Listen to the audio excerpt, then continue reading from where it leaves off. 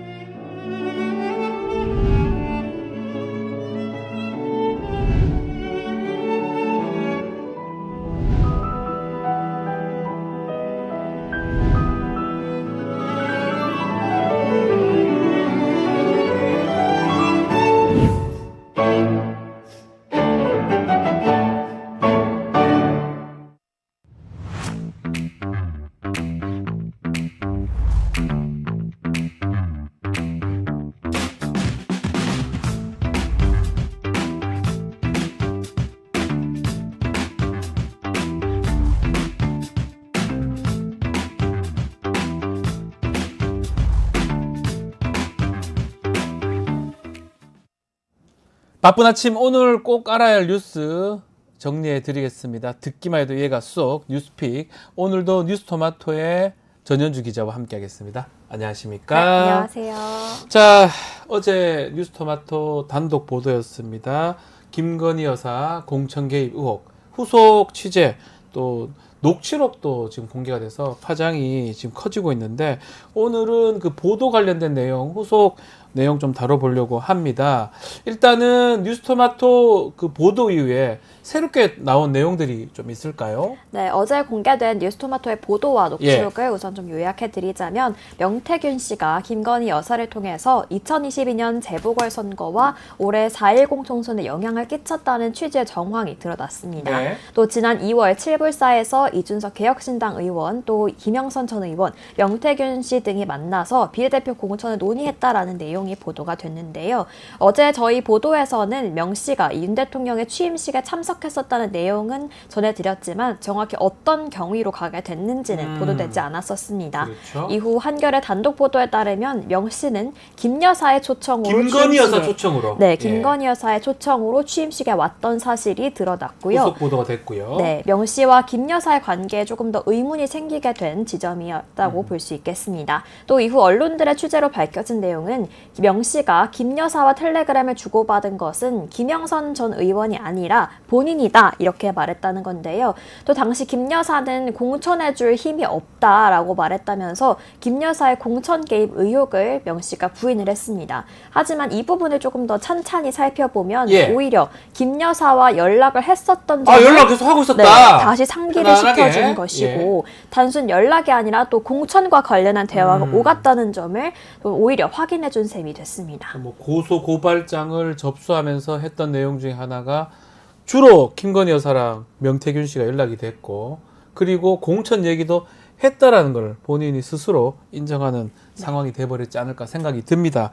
자, 지난 5일에 김건희 여사 공천 개입 의혹 최초로 뉴스토마토에 보도를 했는데, 그때하고 좀 다르게 TV에서도 메인 뉴스에 이 뉴스토마토 후속 취재 보도가 다뤄졌는데, 다 다뤄졌습니까? KBS도 했을까요? KBS는 빠졌습니다. 역시 KBS는 빠졌군요. 네. 어제 지상파 3사 메인 뉴스를 기준으로 MBC와 SBS는 해당 내용을 보도했지만, KBS는 그 어디에도 관련 내용의 리포트를 보도하지 않았습니다. MBC는 두 번째와 세 번째 리포트를 해당 내용에 할애를 했는데요. 각각 2분 남짓과 5분 44초가량의 시간을 할애를 했습니다. 추가적인 내용을 보도한 것은 아니고, 첫 번째는 저희 보도에 대한 내용을 소개를 했고, 두 번째 영상은 기자가 스튜디오에 출연해서 대담 형식으로 조금 더 깊게 대화를 나누는 형식으로 보도가 됐고요. 네. SBS는 네 번째 리포트에 해당 내용을 보도했는데 본지의 보도와 함께 이를 부인하는 인물들의 입장을 담았습니다. 예상은 했지만 눈길이 갔던 건 KBS에서는 이 해당 내용이 전무했다. 아예 없었어요? 네, 전무했다라는 점인데요. 또 종편 채널에서도 MBN을 제외한 채널A, TV조선, JTBC에서는 해당 내용을 다소 좀 비중 있게 다뤘습니다. 또 당초 어제 저녁에 또 JTBC에서 또 다른 폭로가 나오는 것 아니냐 이런 소문도 있었는데요. 그런 보도가 나오진 않았지만 저희 보도는 물론 이 김건희 여사 공천 개입 의혹에 대한 내용을 첫 리포트부터 5곡지를 할애해서 보도를 했습니다. JTBC에서 많이 다뤘다 그 말씀인데 주요 신문사 반응은 어땠습니까? 네, KBS와 마찬가지로 보수 언론 사설에서는 해당 내용을 다루진 않았습니다. 경향신문과 한겨레신문이 해당 내용을 좀 다뤘는데요. 경향신문은 민심 부응한 김건희 최상병 특검법 윤 대통령 거부 말아야라는 제목의 사설을 통해서 명품백 수수 의혹과 주가 조작 혐의에 더해서 공천 개입 의혹까지 불거진 상황을 짚으면서 이 김건희 특검법의 명분을 키운 건 이 봐주기식 수사와 감사로 일관한 검찰과 감사원이라고 지적을 했습니다. 그러네요. 또 한겨레는 계속되는 김 여사 공천 개입설 사실관계 분명히 밝혀야라는 제목의 사설을 통해서 네. 아무런 권한이 없는 김 여사가 선거 관계자에게 총선 관련 메시지를 보내 좀 교통정리를 하는 듯한 모습이 사실이라면 도저히 용납하기 힘든 심각한 일이라면서 이전에 어떤 대통령 영부인이 이런 행동을 한 적이 있었는가라면서 꼬집었고요. 네. 또 김 여사와 관련된 숱한 논란으로 국민의 인내심이 한계에 다다르고 있다면서 특검법 명분을 김 여사가 스스로 제공하고 있다 이렇게 비판했습니다. 자, 정치권 반응도 살펴봐야 될 것 같은데요. 일단 민주당 등 야당 반응 어땠습니까? 네, 어제 공교롭게도 김건희 특검법이 본회의를 통과를 했죠. 예. 해당 특검법에는 김건희 여사의 공천 개입 의혹도 담겨 있는데요. 시간을 되돌려보면 이 의혹이 포함된 것도 지난 5일 저희 뉴스토마토 보도 이후에 포함이 된 겁니다. 민주당은 계속해서 이 부분을 두고 총공세에 나서는 모양새인데요. 특히 박찬대 민주당 원내대표는 특검으로 총선 개입 의혹을 명백히 밝히겠다고 했습니다. 해당 내용 영상으로 만나보겠습니다. 김건희 특검을 해야 할 이유가 또 하나 추가되었습니다. 김건희 여사와 윤석열 대통령이 지난 2022년 6월 국회의원 재보궐 선거 공천에 개입했다는 보도가 나왔습니다. 지난 22대 국회의원 선거 공천 개입 의혹에 이어 추가 공천 개입 의혹이 불거진 것입니다. 윤석열 대통령 부부가 공천에 개입했다는 이 보도가 사실이라면 명백한 범죄입니다. 철저한 수사를 통해 명확하게 진실을 밝혀내야 합니다. 네. 네, 이 외에도 이현주 민주당 의원은 김은지의 뉴스인에서 앞으로 이 사안이 고구마 줄기처럼 나올 거다. 말하자면 뚝이 무너지기 시작한 하나의 징조라고 본다면서 앞으로 더 많은 일들이 보도될 것이라고 예상했습니다. 또 다른 어떤 개입이나 관련 의혹들이 보도가 될 것이다 예측을 하셨는데요. 자, 조국 대표도 입장을 밝혔습니다.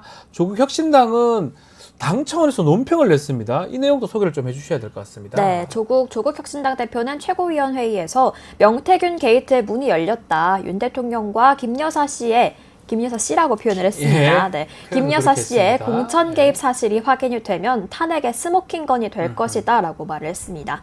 또 이어서 특검만이 답이라며 강력하게 비판을 했는데요. 또 조국혁신당은 관련해서 논평도 냈습니다. 네. 김부엽 수석대변인은 이번 사태를 윤김 공천 게이트라고 명명을 하고 이번에 알려진 사실은 빙산의 일각인데 전모가 드러날 경우에는 윤석열 또 김건희 공동정권은 더 이상 유지되지 못할 것이라고 강하게 비판을 했는데요. 또 이어서 김건희 여사가 중대 범죄임에도 주저함이 없었던 것은 검찰이 우리 편인데 누가 수사하고 누가 기소하겠어라는 오만함 때문이었을 것이라고 꼬집었습니다. 자, 셈법이 가장 복잡할 것 같은 게 아마도 국민의힘 의원들이 아닌가 생각이 듭니다. 국민의힘 관계자들, 의원들의 반응도 궁금합니다. 어땠습니까? 네, 국민의힘 소속 의원들은 대부분 이번 보도에 대해서 할 말이 없다라면서 네. 말을 아끼는 모습을 보였습니다. 특히 주요 인사들은 해당 내용에 대해서 전면 부인하는 모습을 보였는데요.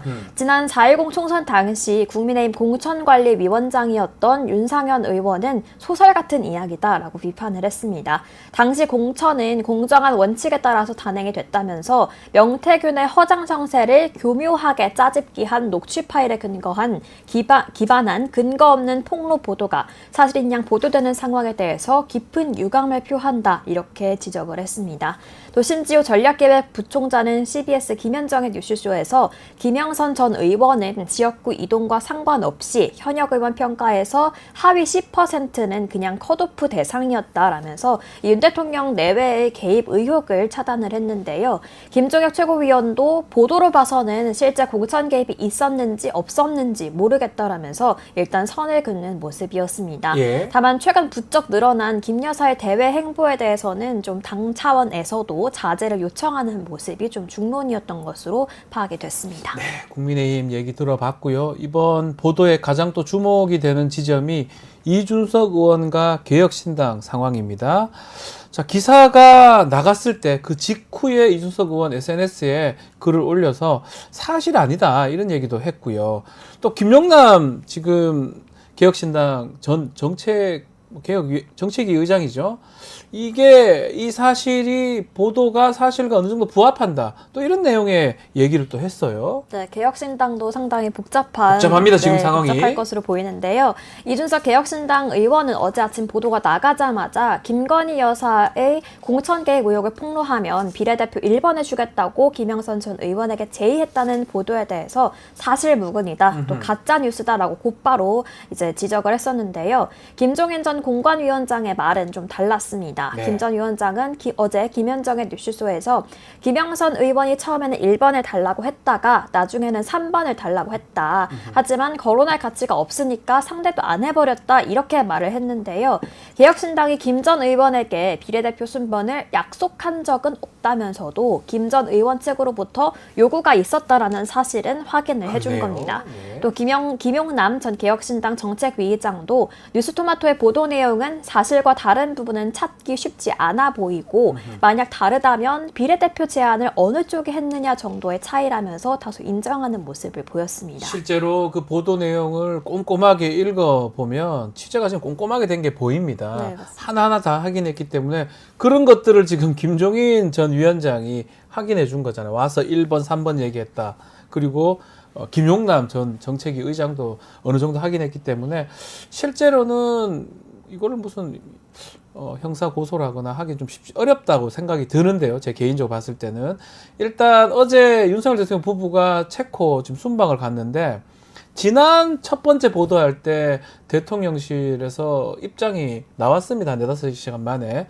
이번에는 입장이 좀 나왔나요? 어떻습니까? 이번에는 대통령실이 상황을 지켜보고 있다라면서 별다른 입장을 내지는 않았는데요. 네. 앞서 말씀해 주셨듯이 지난 5일에 보도가 되고 난 후에는 결과적으로 공천이 안 됐는데 무슨 공천 개입이냐라면서 곧바로 반박하는 모습을 보였습니다. 이번에는 그때와 비교하면 사뭇 다른 모습인데요. 네. 이 부분 또한 추후 어떤 포인트로 작용할지 조금 지켜봐야 될 필요가 있어 보입니다. 한편 김건희 여사 팬카페 회장인 이 강신업 변호사는 이번 보도에 대해서 사실상 정치 공작으로 비춰진다 이런 입장을 내비쳤는데요. 김건희 여사의 공천 개입설을 주장하는 것은 제2의 던지기 수법이자 몰카 정치 공작이라고 강하게 비판하기도 했습니다. 아니, 근데 이게 사실은 누가 조공작을 했다는 거예요. 그 명태균 씨가 공작을 했다. 명태균 씨 목소리예요. 그 목소리가 아닌 거를 뉴스토마토에서 조작을 했거나 편집을 했다면 뉴스토마토가 책임을 져야 되지만 명태균 씨 목소리가 맞다면 그 조작이나 공작은 명태균 씨가 한 거고 그 사람이 입장을 밝혀야 되는 거죠. 뉴스토마토에 얘기할 일이 아니고 본인이 안 떠들었으면 이게 밖에 나왔지 않잖아요. 본인이 떠들었던 내용이 다 있는 거고 김건희 여사 목소리가 지금 없기 때문에 또 아니라고 좀 댓글 또 좀 그런 얘기 있는데 그거랑 다른 문제라고 확인이 좀 돼야 될 부분 같습니다.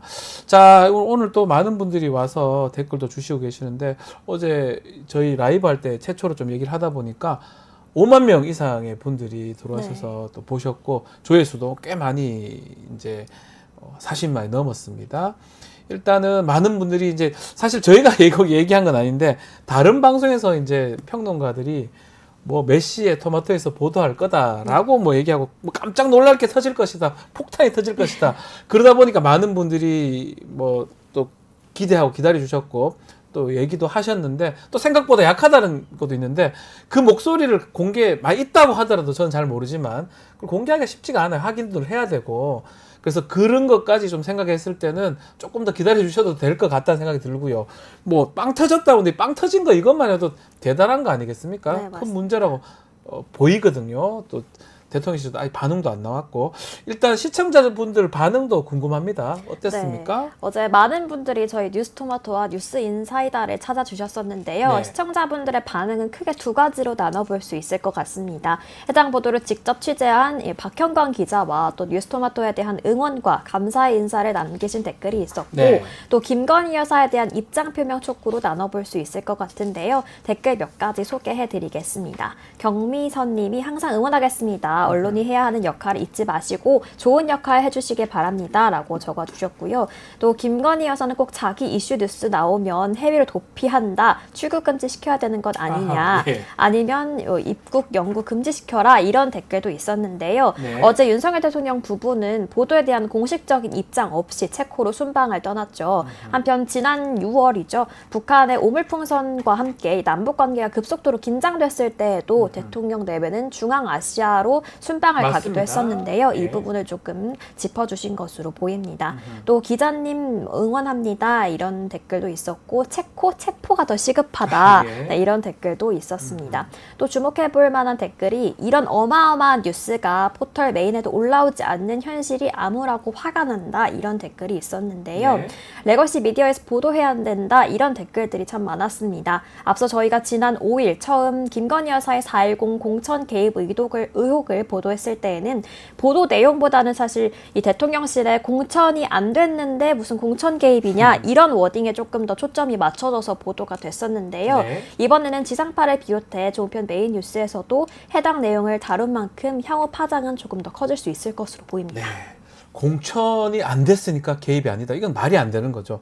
개입은 했으나 공천이 안 된 거라고 또 그렇게 해석될 여지가 있기 때문에 그 대통령실 반응이나 입장도 좀 이해하기는 좀 어렵고요. 이번에는 아직 입장 자체도 없다고 지금 봐야 될 상황이고 뭐 엄청난 핵폭탄이 터질 수도 없고요. 뭐 그게 터진다고 해가지고 그것도 사실관계 확인하는 것도 시간이 많이 걸리고 지금 대충 확인되는 게 2022년도 그 재보궐선거 당시에 아무런 연고가 없는 김영선 전 의원이 당시 청남 창원 의창에 재보궐선거 지역구 공천 받는 과정 그 과정에서 명태균 씨라는 사람이 전날 알아서 빨리 다 채워라 대통령이 그렇게 얘기했다 윤핵관들이 찍는 사람 아니다 내가 하는 사람 됐다 이런 식으로 얘기를 했기 때문에 그건 확인이 돼야 됩니다. 확인이 돼야 될 부분이고 또 이번 2024년도 총선 과정에서도 지금 딴 데로 옮기라고 미리 다 얘기를 하고 컷오프까지 다 알고 있었던 명태균 씨 뭐 예언가인가요?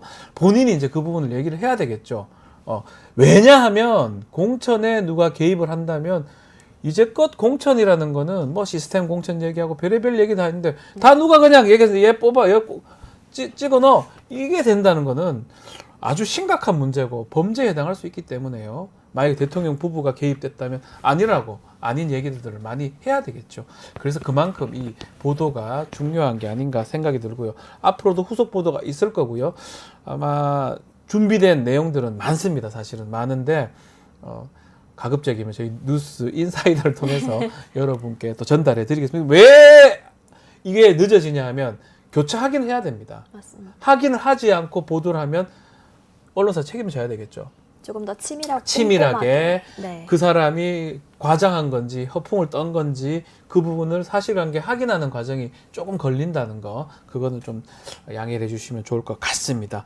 자 이런 가운데 어제 국회 본회의에서 김건희 여사 특검법 최상병 특검법 통과를 했습니다. 근데 여당 의원들이 참석을 거부한 것 같아요. 본회의 참석. 네, 맞습니다. 최상병 특검법과 김건희 여사 특검법 어제 또다시 국회 본회의를 통과를 했는데요. 네. 각각 2번 또 1번씩 폐기된 경험이 있는 법안들입니다. 한편 법안의 내용은 조금 더 강력해졌는데요. 이번 특검법에는 기존 도이치모터스 주가 조작 의혹과 명품 가방 수수 의혹, 또 임성근 전 사단장 구명 로비 의혹 등에 더해서 이 김건희 여사가 22대 총선 공천에 개입했다라는 의혹까지 추가가 됐습니다. 했습니다. 국민의힘은 이번에도 표결에 참여하지 않았고 또 오는 26일 본회의를 열기로 했던 당초 합의를 파기했다면서 규탄 대회를 열기도 했는데요. 당초 국민의힘이 이 김여사 특검법을 저지하기 위해서 필리버스터에 들어가는 것 아니냐 이런 추측도 있었습니다. 하지만 국민의힘은 이 법안에 대해서는 반대하면서도 필리버스터는 진행하지 않았는데요. 추경호 원내대표는 이미 충분히 법안의 부당함을 설명했고 이 강력한 항의 표시로 오히려 보이콧을 선택했다 이렇게 밝혔습니다. 예. 하지만 이를 두고 계속해서 커지는 김건희 여사 리스크 때문에 김 여사 의혹을 방어하는 과정이 당 자체에 좀 부담이 될 수 있었던 것 아니냐 이런 판단에서 필리버스터를 하지 않은 것 아니냐 그렇죠. 이런 분석이 나오고 있습니다. 필리버스터 하면 왜 이 특검법이 잘못됐냐 이 얘기를 계속 해야 되는데 그걸 하는 과정에서 오히려 역효과가 나는 게 아니냐라고 판단했을 수도 있다 이 말씀인데요. 자, 어제 그리고 심우정 검찰총장 첫날 취임 날입니다. 첫 번째 받은 질문 역시 김건희 여사에 대한 처분 방향입니다. 어떤 답변을 했습니까? 네, 심우정 신임 검찰총장이 첫 출근길에 이 김건희 여사 처분 방향에 대해서 묻는 기자의 질문에 해당 내용은 취임사에서 말하겠다라면서 한 차례 즉답을 피했습니다. 하지만 취임사에는 해당 내용이 담기긴커녕 오히려 국민 신뢰가 중요하다, 치우침 없이 수사하겠다 이런 좀 원론적인 말만 그렇죠. 했는데요. 심 총장은 신속하고 정밀하게 판부만 도려내는 수사를 통해서 국민들이 검찰 수사는 믿을 수 있다라고 느끼실 수 있게 합시다라고 말을 했습니다. 심 총장도 우선 공정과 신뢰를 강조하는 모습이었는데요. 첫 시험 때는 김건희 여사 사건에 대한 처분을 어떻게 내리느냐가 이제 심 총장에 대한 시험대로 볼 수 있을 것 같고요. 특히 명품백 수수 의혹 사건은 이 최재형 목사가 신청한 수사심의 결과가 다음 주 중으로 곧 나오기 때문에 조만간 좀 결론의 시기가 나오지 않을까 이렇게 예상이 되고 있습니다. 자, 댓글들을 많이 지금 주고 계시는데요. 장훈님은 천공보다는 이제 명태균인가 뭐 이런 질문도 주시고요. 신사고님도 비슷한 얘기를 해주십니다. 천공이 좀 기분 안 좋겠다. 예. 천공보다 더 위인가? 근데 그거를 사실 확인해 주셔야 됩니다. 알고 있는 사람들도 얘기를 좀 해주셔야 되고 정말 이게 맞는지 아니면 아니라고 얘기해서 또 다시 보도가 되는 게 맞고요. 만약 진짜 명태균 이분이 뭐 가장을 했다면 그게 본인이 확인해서 하면 되는 거니까요. 아마 후속 보도는 계속 진행이 될 겁니다. 다시 한번 말씀드리지만 뉴스토마토 또 뉴스인사이드를 통해서 가급적이면 말씀을 드릴 수 있도록 노력을 해보겠습니다. 자, 오늘 뉴스픽은 여기서 마무리하겠습니다. 전현주 기자와 함께했습니다. 감사합니다. 네, 고맙습니다. 자, 잠시 후 저는 베프의 촉으로 돌아올 테니까요. 어디 가지 마시고요. 조금만 기다려 주십시오.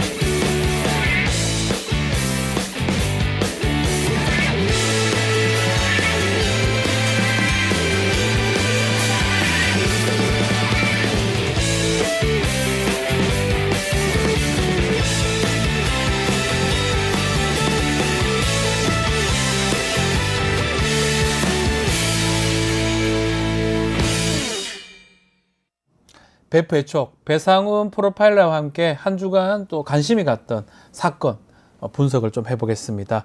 안녕하십니까? 안녕하세요. 네. 자, 외국 얘기를 좀 해봐야 될 것 같습니다.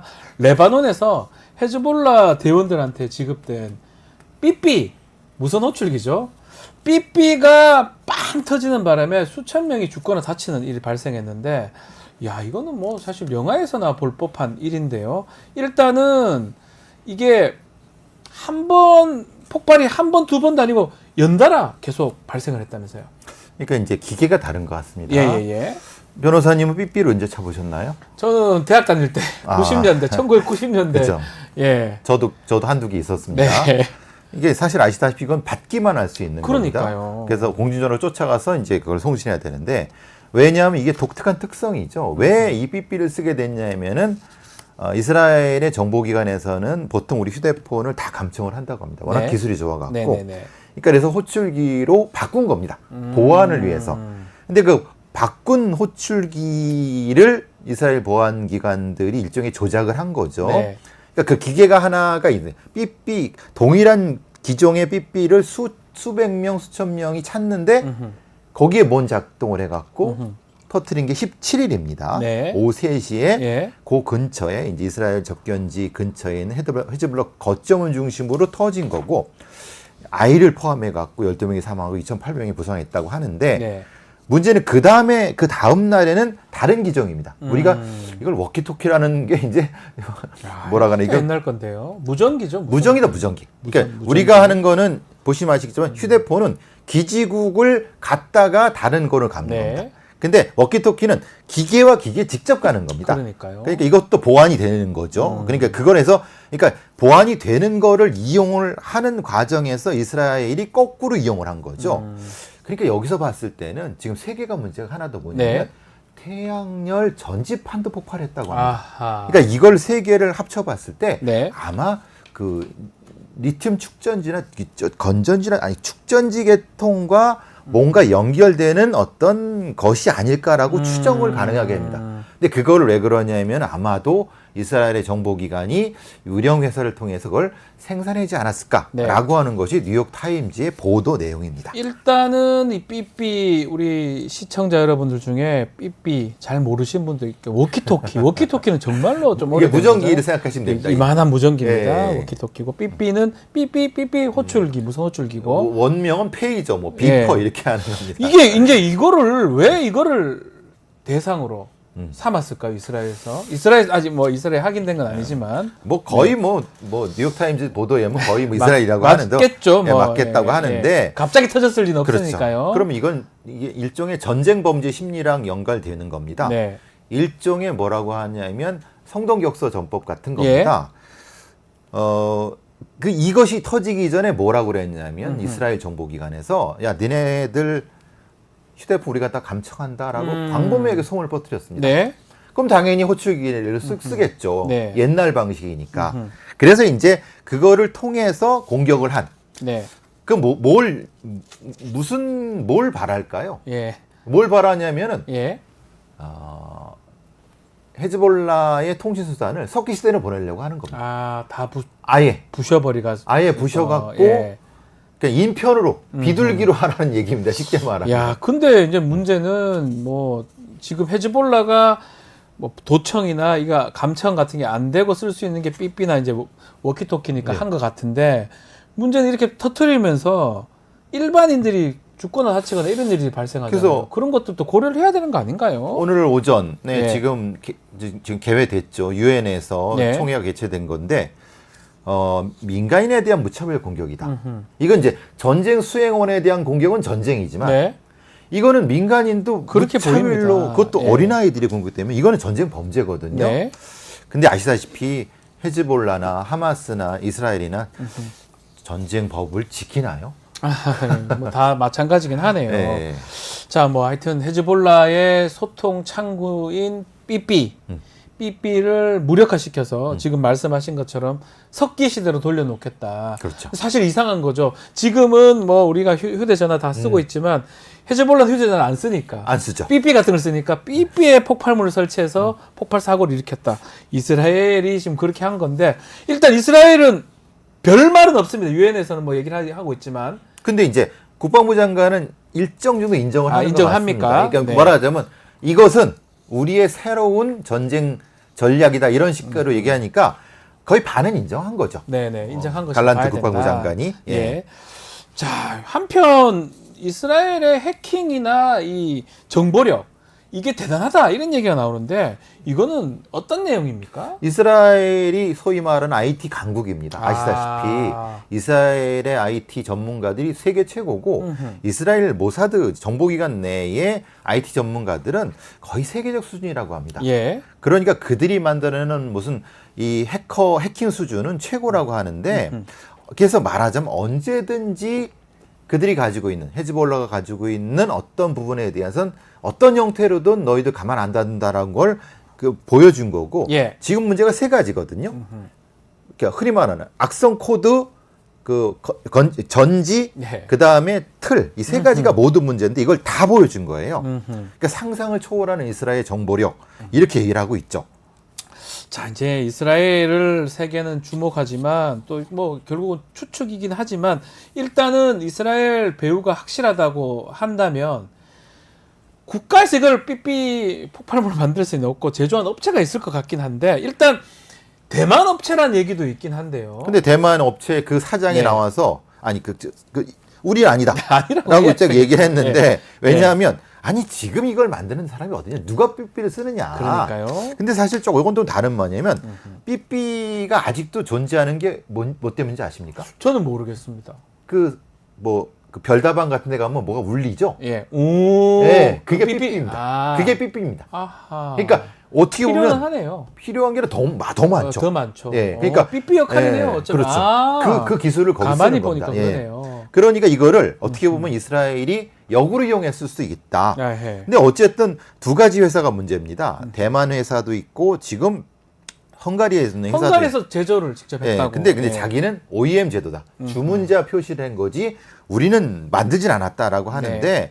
아무래도 그 안에 있는 그 폭약을 저 안에다 저기죠. 넣고 예. 하는 그 기술은 실제로는 이스라엘이 국가적으로 안 했다고 하지만 한 것 같습니다. 제가 보기에는. 그렇게 보는 게 맞겠죠. 예, 그게 왜냐하면 이 정도의 정보력과 기술력과 인력과 이게 누가 할 수 있겠습니까? 그리고 대만이나 그 헝가리 업체 제조사가 무슨 배짱으로 그렇죠. 저걸 넣을 수 있겠습니까? 아니 그 마라 헤즈볼라나 하마스를 공격했다가 보복하면 어떡하려고 큰일 나려고요. 이란에 대한 이란이 보복하면 어떡하려고 그러니까 사실은 이건 물론 뭐 본인 했지만 이스라엘이 네, 했다고 추측이지만. 했다고 보는 게 맞는 거고 예. 그만큼 이스라엘 정보기관이 무섭다는 정도는 우리가 인정한다.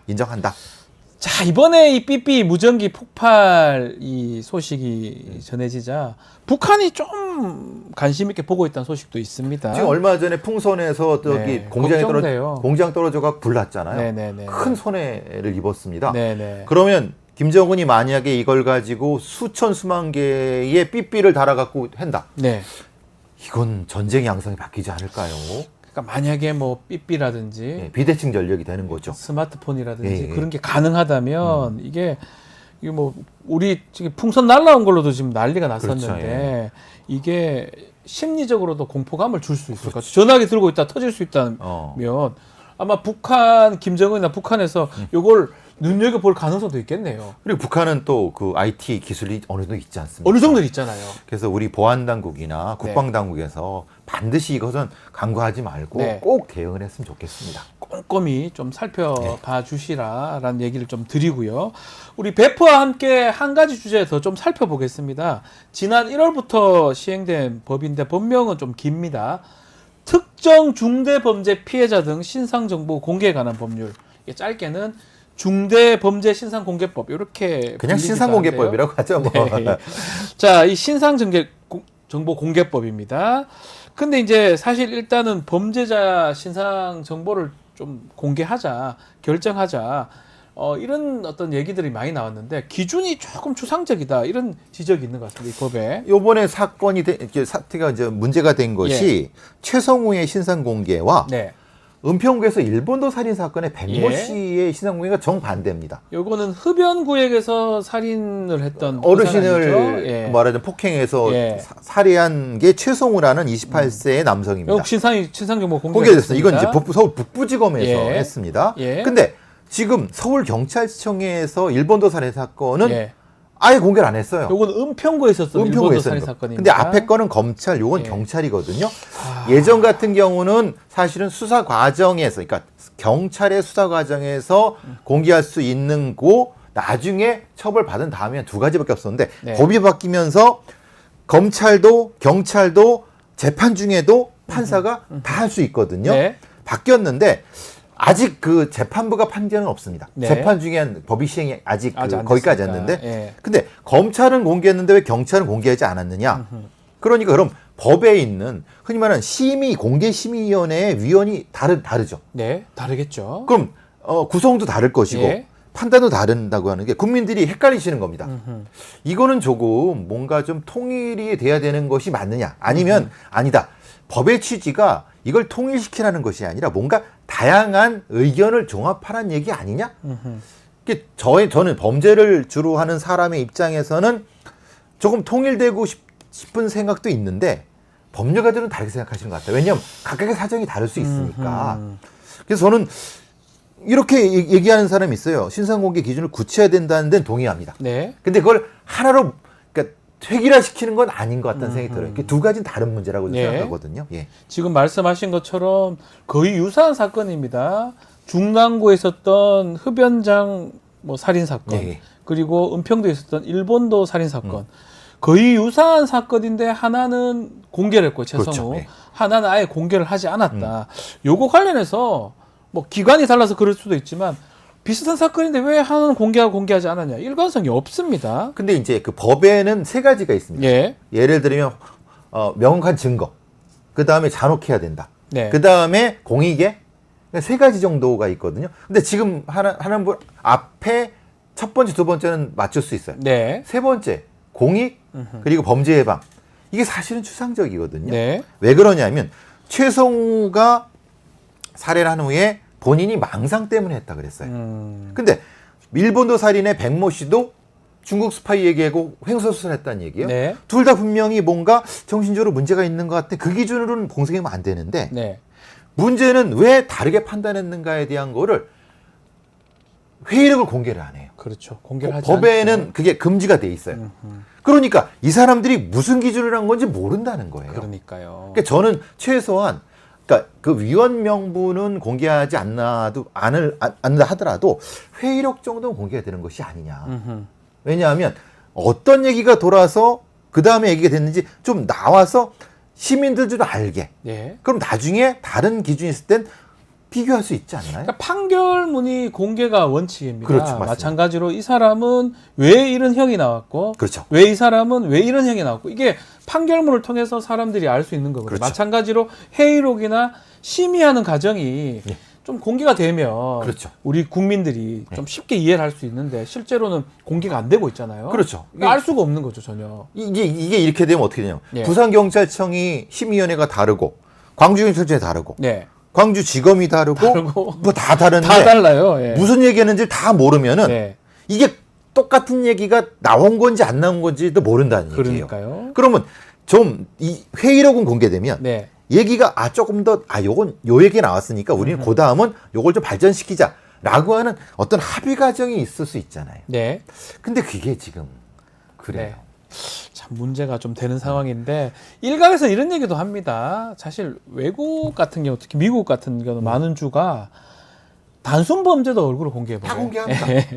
우리는 중대 범죄도 공개하는데 아주 까다로운 기준을 충족했을 때 공개가 가능한데 일각에서는 예컨대 절도 범죄 얼굴 공개하면 오히려 범죄 예방하는 데 도움이 되고 그렇죠. 피해자한테도 더 도움이 되는 거 아니냐 이런 얘기 나오는데 일단 우리 법은 중대 범죄 이것도 공개하는데 사실은 아주 기준이 까다롭거든요. 여러 가지 요건을 통과해야 되니까. 머그샷 공개한 것도 요번이 처음이었습니다. 그러니까 머그샷으로 공개한 게 법을 바꾸면서 그렇죠. 공개한 건데 이 범죄자 신상 공개가 징역형 살게 하는 것보다 더 두려울 수 있다 이런 얘기 있습니다. 왜냐하면 우리는 일종의 명예처벌, 명예형이거든요. 네. 한국 사회가 명예를 얼마나 중요시 그렇죠. 합니까? 그리고 이 초연결 사회에서 얼굴이 알려진다는 건 사실은 거의 그러니까 차라리 징역 1, 2년 더 주는 것보다 네. 공개하는 게 오히려 더 범죄 예방 효과가 더 있지 않느냐. 심리적으로 압박이 될 수 있다 그러면 이 충분히 말이겠죠. 가는데. 그리고 그런 사람들도 있을 것 같아요. 범죄를 할 때 내가 만약 이런 범죄를 하게 되면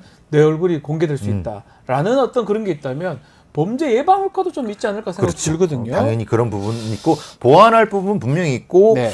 회의록 부분은 조금 더 우리가 국회의원분들이 조금 더 전향적으로 생각해 주셨으면 좋겠다는 생각이 들고 네. 뭐 저는 사실은 뭐 위원 명단도 공개해야 된다고 하지만 그걸 반대하는 분들의 입장도 이해를 하니까 네. 근데 좀 그렇다는 생각이 듭니다. 조금 치밀해져야 되지 않느냐. 그리고 민주주의 과정은 이게 모아가는 과정이잖아요. 네. 공개가 중요한 거고. 그렇죠. 근데 이제 앞으로 이제 판사님들이 피고인에 대해서 공개를 결정을 앞으로 하실 것 같아요. 네, 앞으로는 그러니까 이제 전례가 판례가 생기겠죠.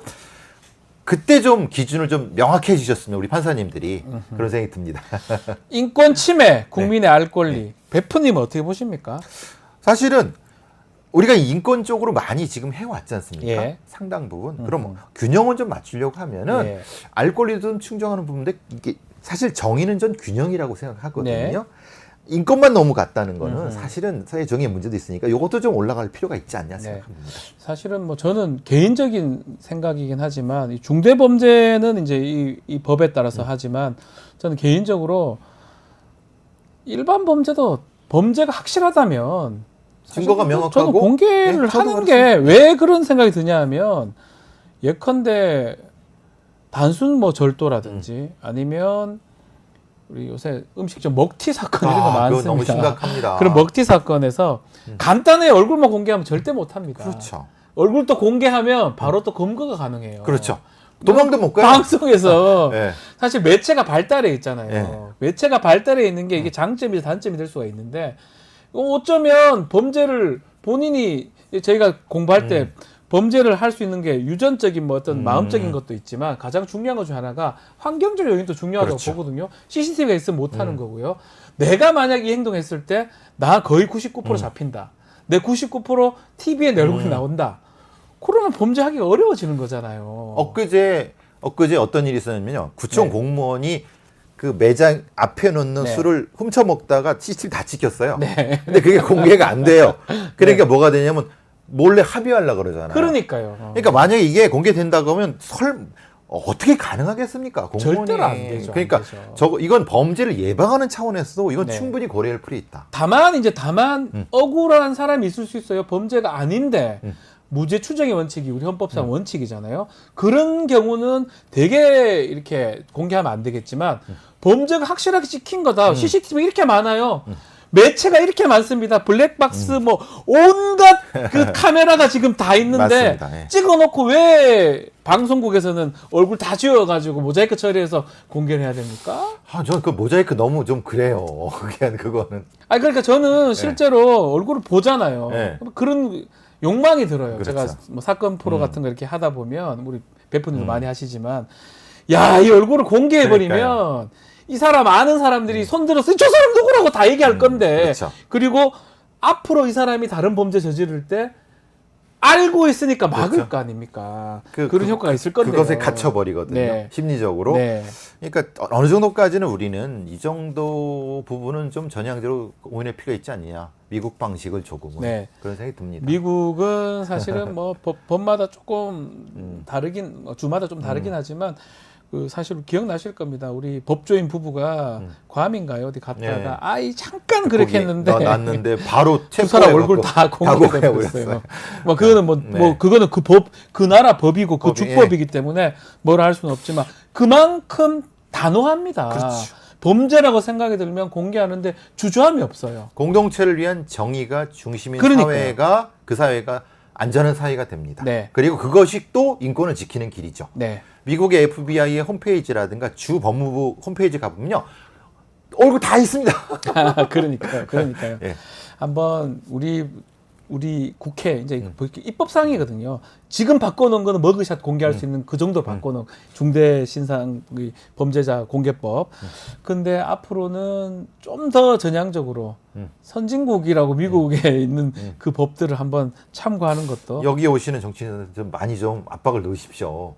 우리 범죄 연구하시는 우리 프로파일러 입장에서는 얼굴 공개하는 게 맞다고 보시죠? 저는 맞다고 봅니다. 저도 예. 마찬가지거든요. 다만 예. 항변권이라든가 그렇죠. 런 걸 주는 건 확실하죠. 아닐 해야죠. 가능성이 있다면 공개하면 안 되지만 그렇죠. 확실하다면 공개도 상관없어요. 공개하고 그한테 그 사람한테 어떤 잘못 뭐 이런 거 있을 때 항변권 주고 맞습니다. 뭐 이런 걸 주는 전제하에서. 예. 예.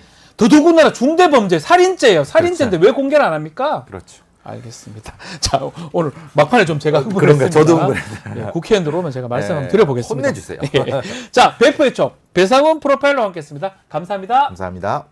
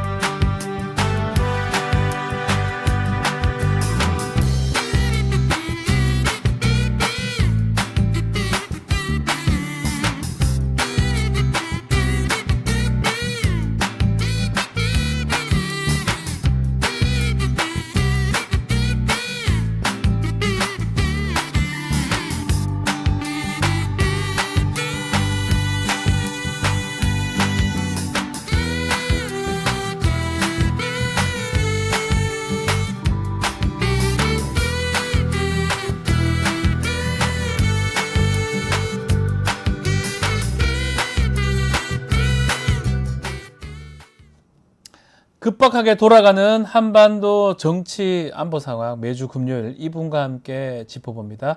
금요 시사계의 진보 달마대사 김종대의 최강 디펜스 시작하겠습니다. 안녕하십니까? 안녕하세요. 네.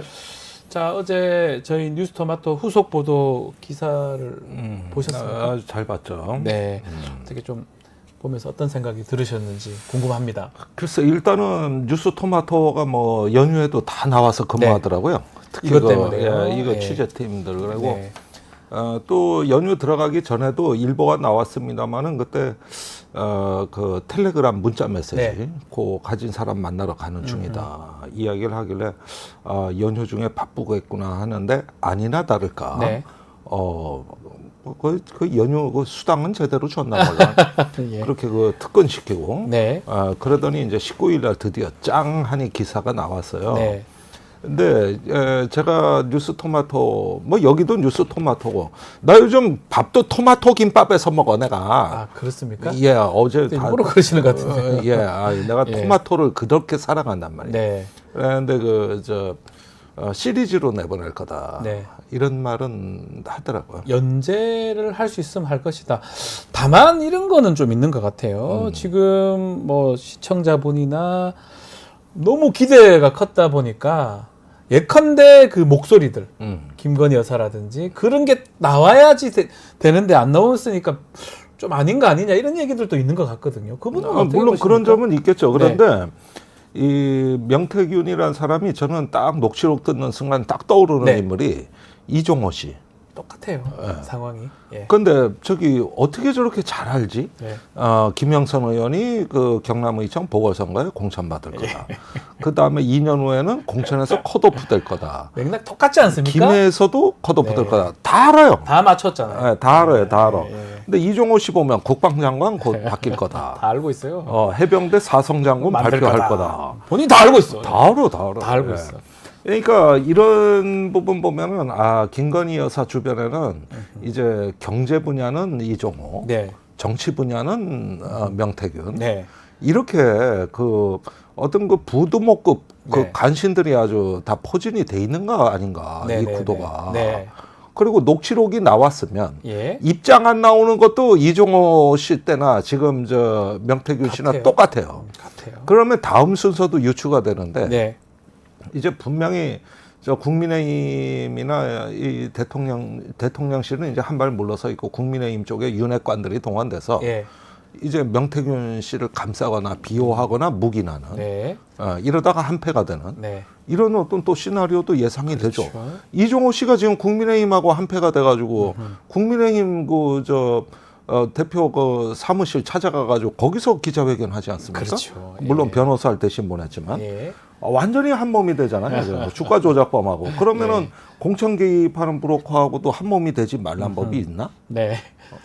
비슷한 맥락의 보도이고 또 그럴 가능성도 있다. 그래서 이종호 씨 같은 경우는 내가 과장하고 허언한 거다 이렇게 얘기를 하고 있어요. 네. 다 맞췄는데 근데 마찬가지로 그건 좀 다르대요. 예, 그 부분 한번 지켜봐야 될 것 같습니다. 아니 그런데 네, 이종호 씨나 그 명태균 씨의 경우에 보면 공통점이 네, 매우 치밀하며 치밀합니다. 일관되고 예. 스마트하다. 음흠. 이분들 결코 허튼 사람들이나 흰소리하는 사람 아니다. 우리 의원님 항상 그러셨어요. 이종호 씨한테도 그랬어요. 예. 아주 예리하고 똑똑한 사람인데 자꾸 자기가 예. 이상한 사람인 것처럼 얘기할 필요 없다. 그런 사람들인데 일부러 그렇게 얘기하는 것 같다. 그렇죠. 얘기하시잖아요. 그리고 이번에도 그래요. 네.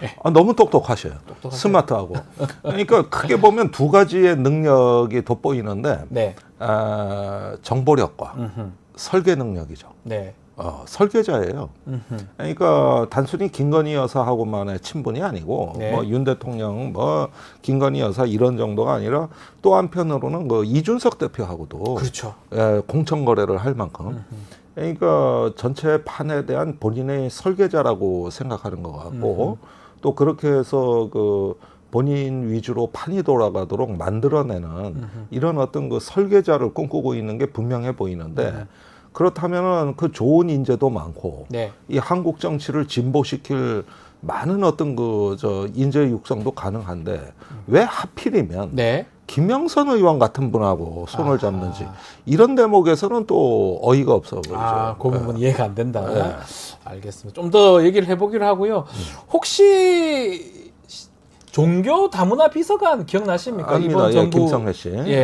잘 알죠. 자, 김성회 어떤 사람입니까 혹시? 이분이 네. 원래 연대에서 센 운동권 출신이에요. 운동권이십니까 이분이? 82학번인가 3학번인데 그분이 연대에서 후배들한테도 신망이 두터웠어요. 김성회 비서관. 그러니까 제가 참 우리 김성회 씨 같은 분을 보면은 내가 참 인간에 대한 어떤 다양성을 실감하게 되는데 네. 어떻게 저렇게 변했을까? 180도 변한 겁니까? 네. 그러더니 이제 국가정상화 연대 뭐 이런 시민단체도 만들었다 그러는데 그거 다 운동권에선 불온시했던 개념들이거든. 그러니까 어떻게 이렇게 극과 극으로 움직일까 하는 많은 흥미로운 인물을 보는데 네. 그 중에 한 분이에요. 완전히 생각이 20대, 30대하고는 정반대로 변해 있는 그렇죠. 또 하나의 그 사례를 보게 되는데 이 김성애 전 종교 다문화 비서관인데 이 사람이 자신의 SNS에 이런 이야기를 썼습니다.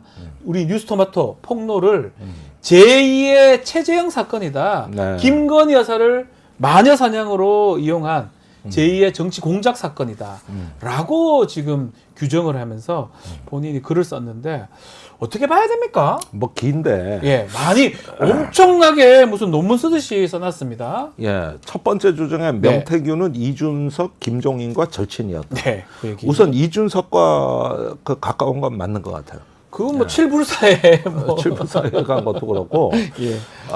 이준석 국민의힘 당대표 시절에 또 많은 도움을 준 것 같고 이건 맞는 것 같아요. 네. 그다음에 김종인 위원장에 대해서는 조금 고개가 갸우뚱해지는 게 아는 사이는 김종인하고 맞는데 절친 맞습니까? 김종인 근데 위원장하고? 절친이라는 표현이 좀 예. 적절해 보이지가 않아요. 그래서 이 부분은 조금 약간 저는 좀 의심이 되고 네. 그다음에 이 김성회 본인은 이준석, 명태균 쪽하고 사이가 안 좋았다는데 그 근거가 네. 아니 뭐 국회에서 뭐 시민단체 출범하는 걸 김영선 의원 쪽에서 장소를 알아봐 줬는데 네. 그거를 이준석, 명태균 쪽에서 못하게 해가지고 차질을 빚었단 말인데 예.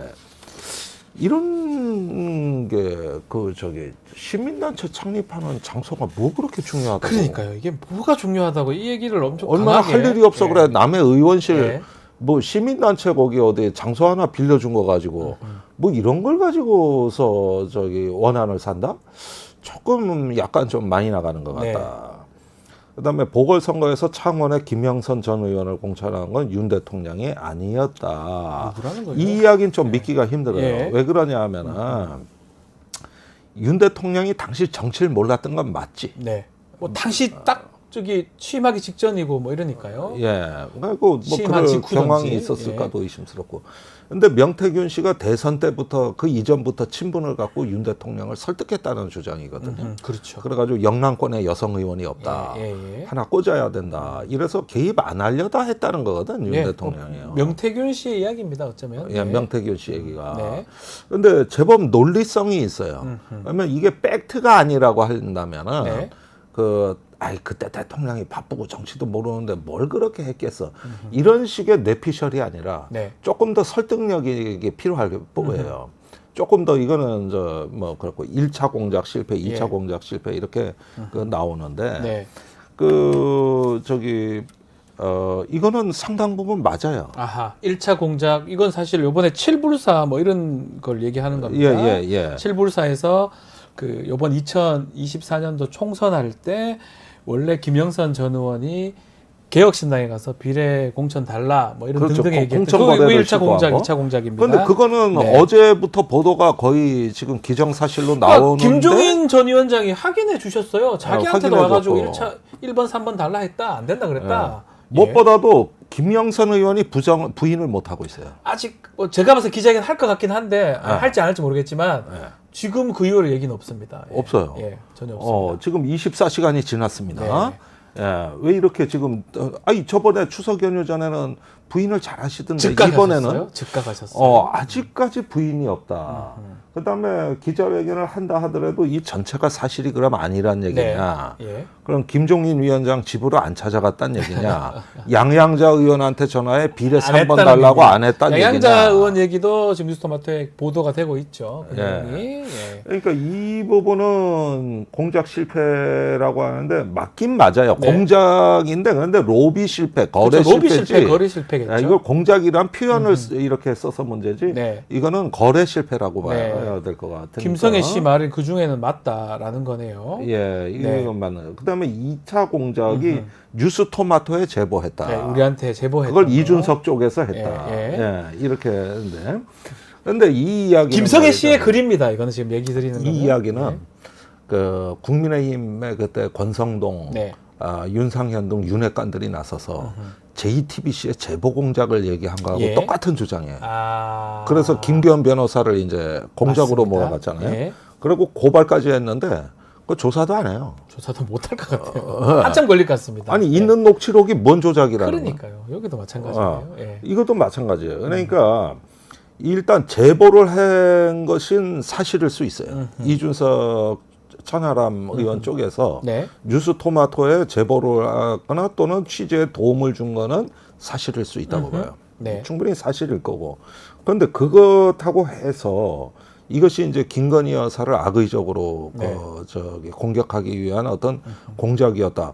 아니 공의로 할 수도 있는 거 아닙니까? 그러니까 근데 이게 왜 어. 제2의 최재형 목사 사건이 되는 겁니까? 그 이해가 그건 좀안 되네. 함정 수사인데, 예. 함정 취재인데 이거는 전혀 관련이 없어요. 그래서 여기서부터 이제 음모론, 결국 이 얘기를 하려고 이 페이퍼크를 쓴 거라고. 아, 어떤 얘기를 하고 싶어요? 음모론으로 몰고 음모다. 가는 거죠. 음모다. 그러니까 이종호 씨 사건도 터졌을 때 예. 민주당과 JTBC의 공작이었다. 맞습니다. 3부는 골프다. 예. 지금도 그 얘기하고 있잖아요. 예, 맞습니다. 3부는 골프다. 예.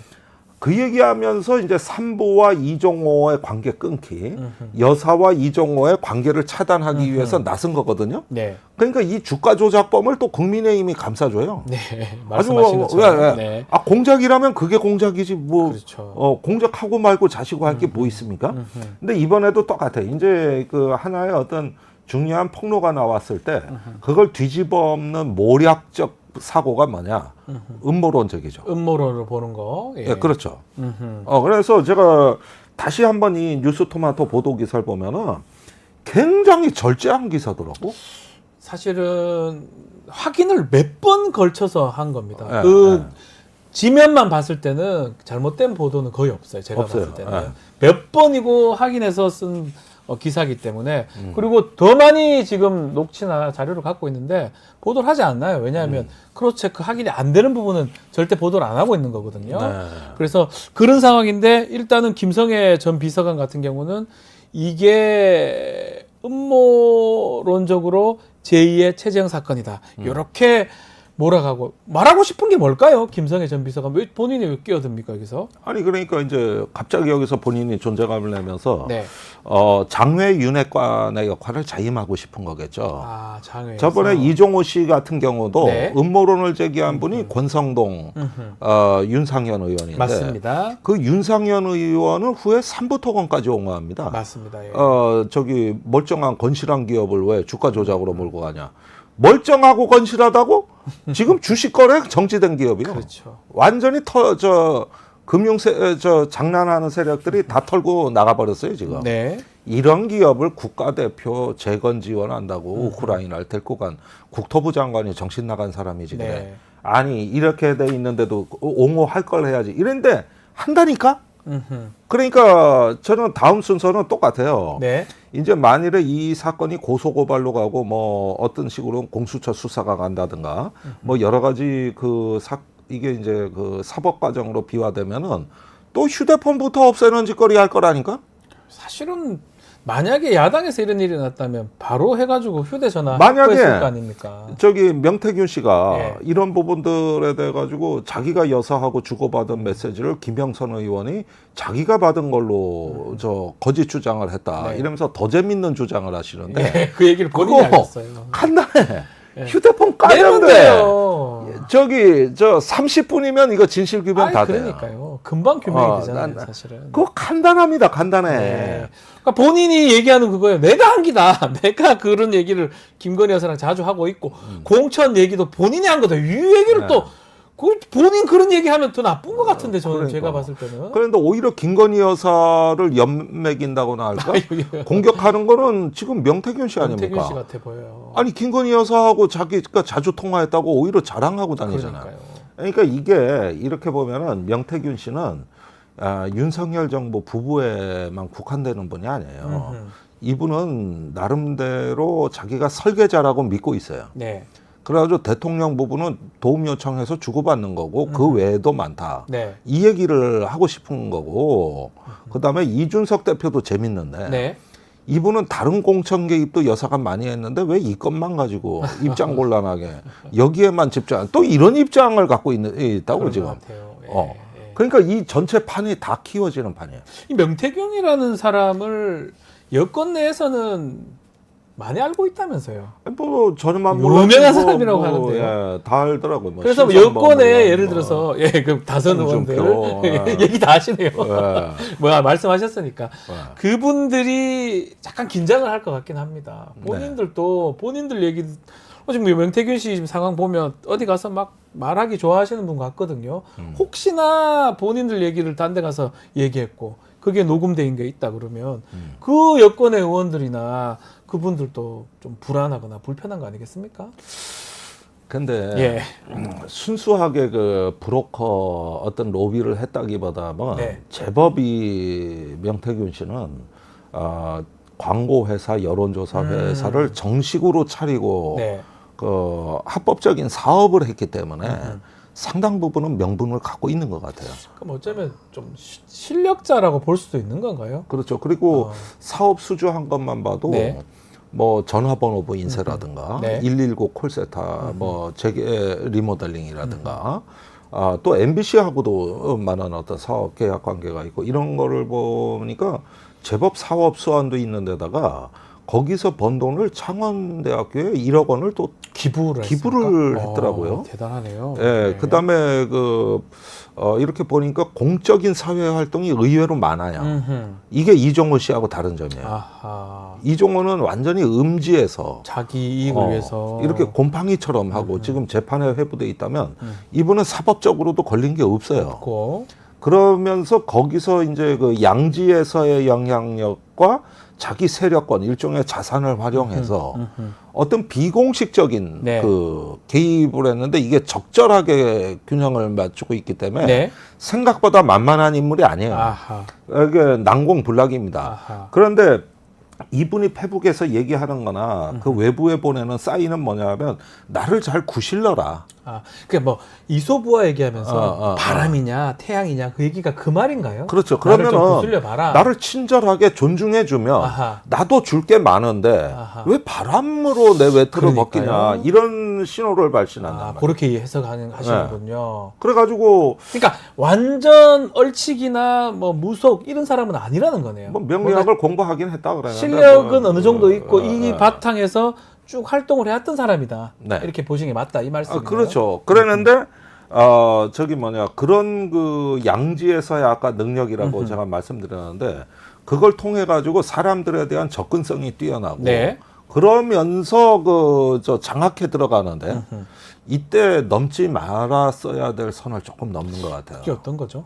예를 들어서 김영선 의원을 예. 완전히 그냥 자기 저 뭐랄까 그 노비 다루듯이 아하. 하대하고 요거는 좀 확인이 좀 돼야 될 부분이 하지만 김영선 의원이 2012년도 이후에 안 하고 있는 사람을 재보궐선거 때 이 명태균 씨가 피겠다고 봐야 되는 겁니까? 아니 저는 그 부분은 확인 자, 안 보세요. 되고 있는 얘기입니다. 근데 뭐 추측할 수 있는 부분이겠죠. 예. 뭐 지금 보도에 따르면 본인이 좌장으로 앉아 있고 김영선 의원이 5선 4선 의원입니다. 아주 중진 의원이었는데 아주 뭐 쉽게 얘기하는 모습들이 있다고 하길래 어떻게 봐야 됩니까? 근데 이분이 경기도 고양에서 국회의원을 했는데 안 맞죠. 고향 뭐 비례 2번 하고 고향에서 2번 했어요. 근데 거기는 이제 험지거든요. 쉽지 않죠. 사실은. 지금 이번에 국민의힘 입장에서 내석 전원인 민주당 예, 예. 당선이 된 최근에 계속 민주당 계속 되고 있는 예, 곳이잖아요. 또 정의당도 예. 심상정 의원이 이- 오래 있던 했고 곳이고. 여기는 이제 험지가 돼가지고 희망이 없어요. 그런데 정치는 하고 싶은 게 하고 싶으면 또 권력에도 가고 싶은 거예요. 그래가지고 아마도 국회의원을 하거나 장관 자리를 원하지 않았을까 네. 생각이 들어요. 그러다 보니까 이런 경우에는 이제 붕 떠가지고 저기 뿌리가 약해진 정치인을 이렇게 명태균 씨 쪽에서는 일종의 어떤 그 좀 땡기는데 네. 상당히 용이하지 않았을까. 2012년 이후에 정치 활동을 하지 않았는데 2022년도 보궐선거 때 그렇죠. 나왔단 말이에요. 10년간 공백이 있었는데 그러니까 뜬금포죠. 뜬금포죠. 그리고 고향도 아니잖아요. 고향도 고향 아니고. 거창 쪽이라고 하고 아무 관계가 없어요. 네가 왜 거기서 나와? 네가 왜 거기서 나와? 이게 뭐, 되는 거잖아요. 예, 예. 그때 당시 아마 기억나신지 몰라도 제가 신문 기사를 좀 살펴보니까 창원 지역에 난리가 났더라고. 왜 이 사람이 공천 받냐? 예, 예. 왜 또 의창 지역구는 뭐 우리 의원님 잘 아니 아시겠지만 거기에다 뭐 이미지가 좋습니까 또? 그 이후에 또 수조물도 있었고요. 예. 아, 수조물도 있었고. 네. 아니 그냥 내가 보기에는 뜬금포예요, 뜬금포. 그런데 이걸 설득해내는 능력을 보여. 네. 이게 탁월한 거거든. 이게 설계 능력이라고. 그리고 김건희 여사도 붙여준 거예요. 네네네네. 예, 김영선 의원을 네. 연결해 준 거. 그러니까 윤석열 대통령 부부가 원래 정치를 했던 사람들이 아니라 외부에서 온 사람들이기 때문에 이럴 때 저기 플러그를 꽂기가 좋은 거지. 아하. 잘 모르고 사람이 어. 없잖아요. 없잖아요. 예. 이럴 때가 좋은 겁니다. 가서 이 사람 이럴 괜찮다. 때나. 나 좀 믿어달라. 이렇게 얘기했을 수 있다는 그러니까 거잖아요. 이래서 예, 또 여사하고 연결이 되고 예. 또 여사가 또 윤 대통령의 책사 아니었습니까? 그러니까요. 그러니까 이게 옛날에 중국에 내가 네. 요즘 간신 시리즈 얘기 많이 뭐 하는데 얘기해 주셔야 됩니다. 간신, 고사. 이게 중국의 그 저기 그 황제 제도의 취약성이라는 게 이런 건데 항상 스토리는 똑같아. 예. 황제가 죽고 나서 그 다음 황제로 어린 황제가 등극을 해. 네. 예, 항상 그래. 네. 그러면 어린 황제가 정치를 할 능력이 안 안 되니까, 되니까. 외척이 이제 정권을 행사한다고. 예, 예, 예. 그런데 이 황제가 커. 네. 그러니까 이젠 더 이상 못 견디겠어 가지고 황관을 끌어들여 외척을 쳐. 맞습니다. 예, 이렇게 해가지고 이제 황관들의 전쟁이 시작됐는데 한간들이 커지죠. 예. 한편으로. 예. 예, 뭐 조고 십상시 예, 많아요. 십상시나. 그러는데 이번엔 또 이 황관이 저기 마음에 안 들고 불만스러워서 전행을 하니까 네. 이때 그 새로운 황후를 맞이해. 그때 그 황후의 외척들이 이제 황관을 쳐. 아하. 비슷했던 것 같아요. 다. 그리고 나서 황제가 죽으면 다시 어린 황제가 등극해서 야. 이 스토리가 처음부터 다시 시작해요. 예, 또 다시 또 가고. 이게 수천 년간 반복됐다고. 이 삼국지 시작 같은데요. 삼국지 그러고 시작했죠. 당나라도 그랬고 당나라도 그랬고. 수나라도 그랬고 예, 똑같았어요. 예. 명나라 청나라가 거의 다 그러니까 그러네요. 예. 이 스토리가 똑같이 반복된다고. 그런데 거기에서 내가 본 이제 이거다 싶은 대발견. 예. 뭐죠? 저기 간신전원 많이 봤어도 부부 간신전원 본 적이 없거든. 전 한 번도 본 적, 부부가 간신이 된 적이 있나요? 있더라고. 언제입니까? 한나라 때 양기. 아, 그 대장군 양기와 그 부인 저기 손주. 예. 내외가 경쟁을 해. 예. 간신 그래가지고 경쟁을. 남편이 15사단 가서 엉뚱한 전투식량 아유, 얘기하면 또 예. 그 다음날 여사가 장애인 아동복지시설 가서 또 사진 찍고 네. 경쟁이 붙어 경쟁이. 그러다가 눈에 보이는 건 다 먹어야 돼. 예. 관저건 아니면 금융위원이건 뭐건 간에. 그리고 저기 그 공천 개입도 네. 여사는 아니 내가 이 정권 내가 우리 남편 할 줄 아는 거 아무것도 몰라. 예. 이러면서 내가 다 챙겨줘야 돼. 예. 이러면서 또 경쟁이 붙어 저기 편과 부인 간에. 네. 이게 양기 부부. 아, 부부. 이래가지고 이 간신들의 전성시대인데 두 네. 부부가 예. 얼마나 그걸 헤쳐놨는지 해먹었는지 그러다가 지금 저기 이 정부의 그 비리 스캔들에 대한 추문은 네. 내가 알기로는 50 비리 수준을 이미 넘어서고 있거든. 아하. 민주화 이후로 처음이거든 이런 정도 추문은.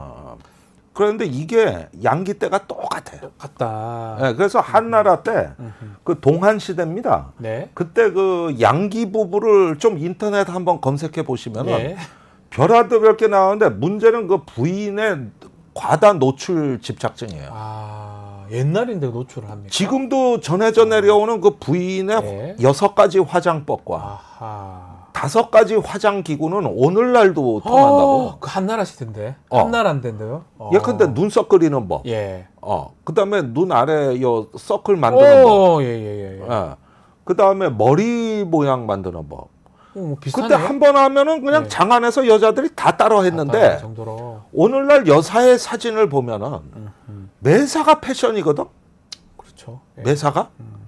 그래가지고 그 저기 옷도 그렇고 패션도 그렇고 그래 봉사 활동할 때 외국 순방할 때 뭐 할 때 모든 게 다 저기 본인이 네. 패션과 유행을 끌어가는 아이콘이라고 스스로 생각을 한다고. 아. 이게 양기의 부인이 그랬다고. 똑같다는 거네요. 그래가지고 노출을 더 많이 하는 쪽으로 지금이라 그렇지 사진사가 그 시절에 있다면은 아마 매일 사진 찍느라고 정신이 없었을 건데. 예. 그런데 현대판 외척이 누구냐? 김건희 씨의 주변에 뭐 있는 이종호 아하. 뭐 또는 뭐 명태균 뭐 오빠 엄마 예. 이런 세력이 이게 세력권이 형성이 돼 있고 예. 현대판 황관 세력이라 그러면 윤핵관이라 이거예요.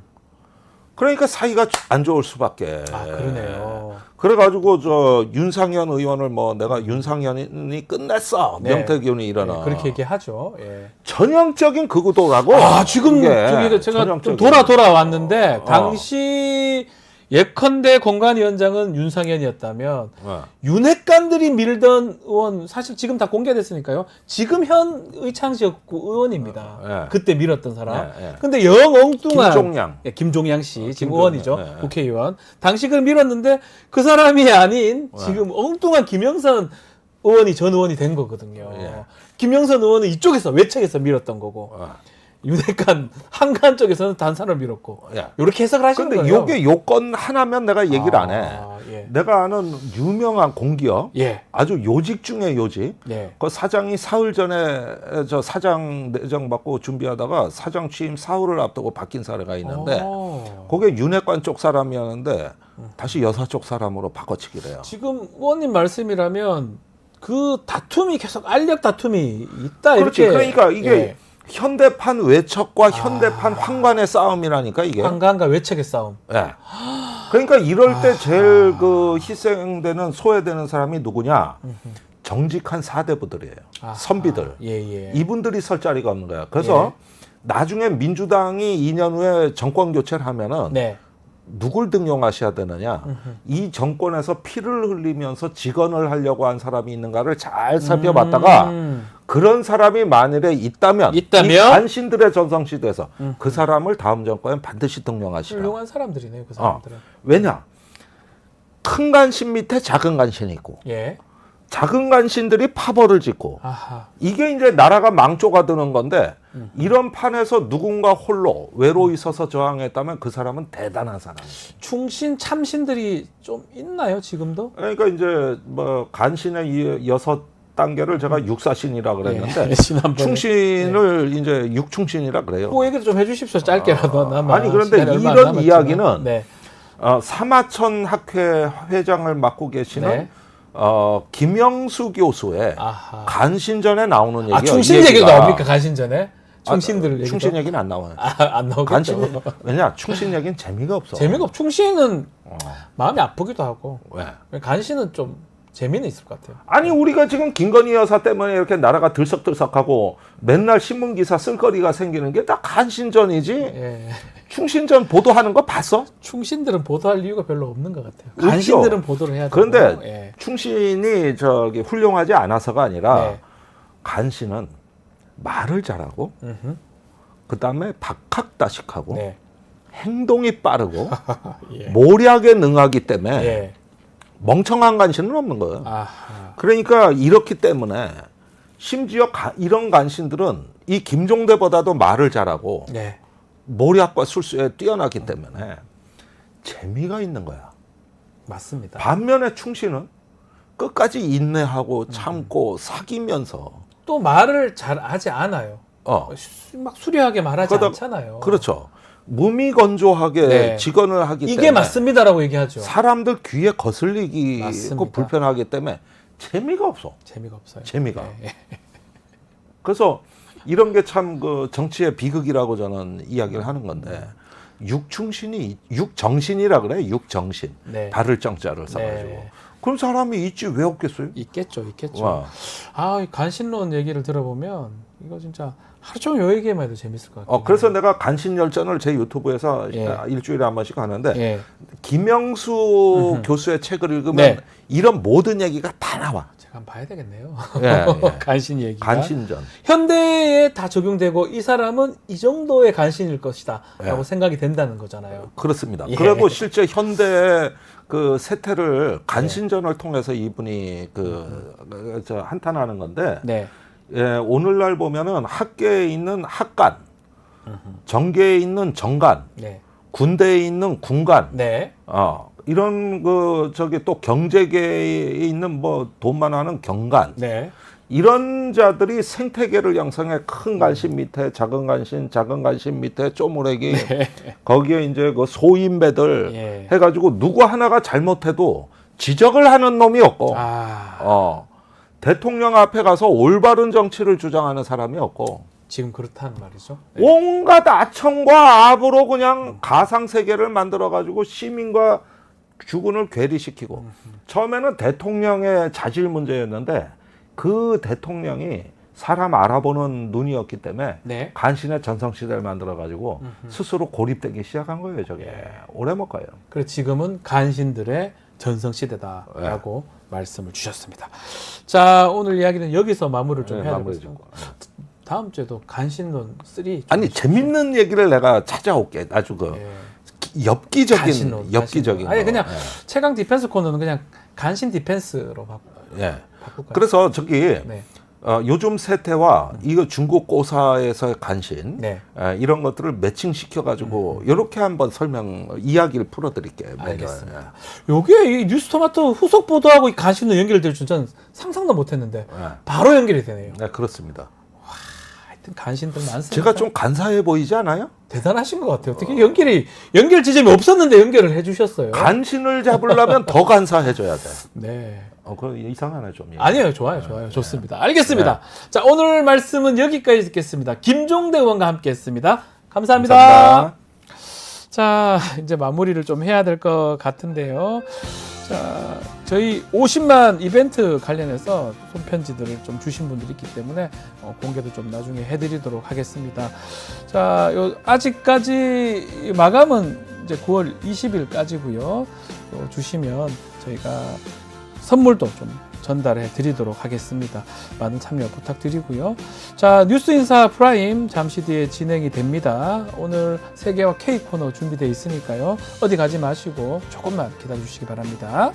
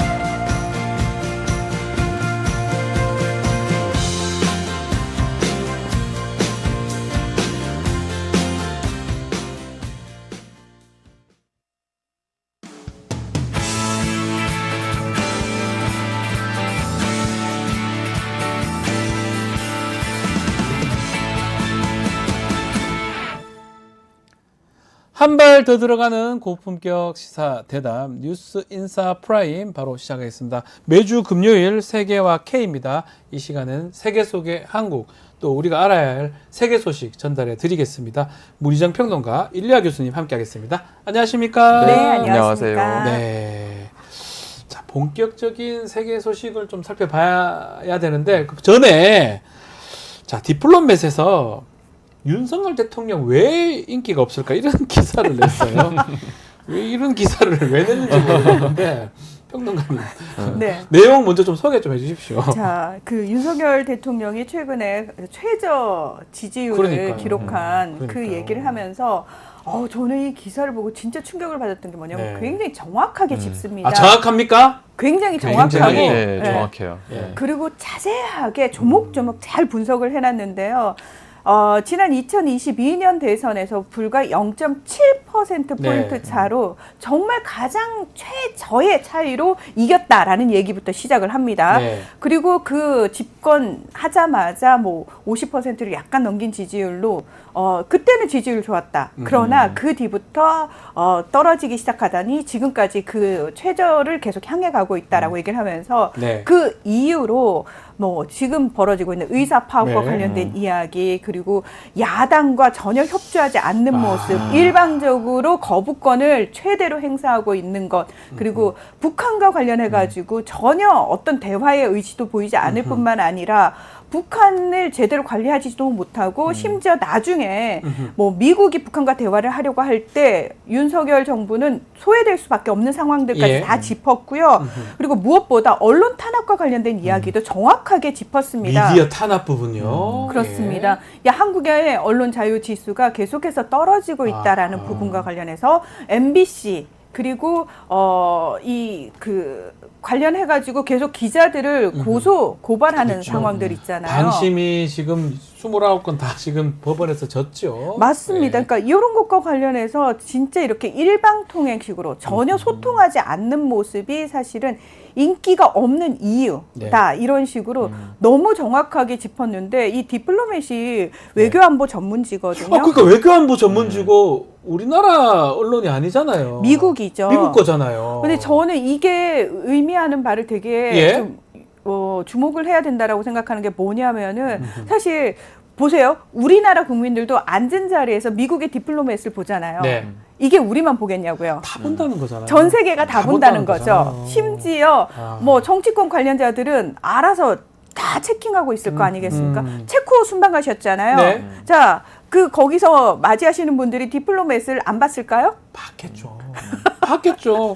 교수님, 예. 일레 교수님. 그보다 또 예. 중요한 게 이 디플로맷이 그러니까 이 기사를 쓴 기자도 그렇고 원래 디플로맷을 쓴 사람들은 다 네. 싱크탱크에 들어가 있는 사람들이에요. 그렇죠. 그 사람들이 하는 정책은 다 미국 대통령 책상에 올리는 보고서들이에요. 그렇죠. 그래서 그만큼은 미국에서 미국 정부에서 지금 그렇게 생각하고 있다. 그렇죠. 그렇게 보고 있다라는 얘기고요. 예. 그리고 저도 이 기사를 재밌게 봤는데 저는 이 네 가지의 이유에 굉장히 동의하고 예. 제가 봤을 때는 5가지 이유가 있는데 하나 더 있어요. 하나 빠진 게 있어요. 뭐죠? 이건 미국에서는 잘 안 보일 수도 있는데 네. 김건희 여사 아이고야.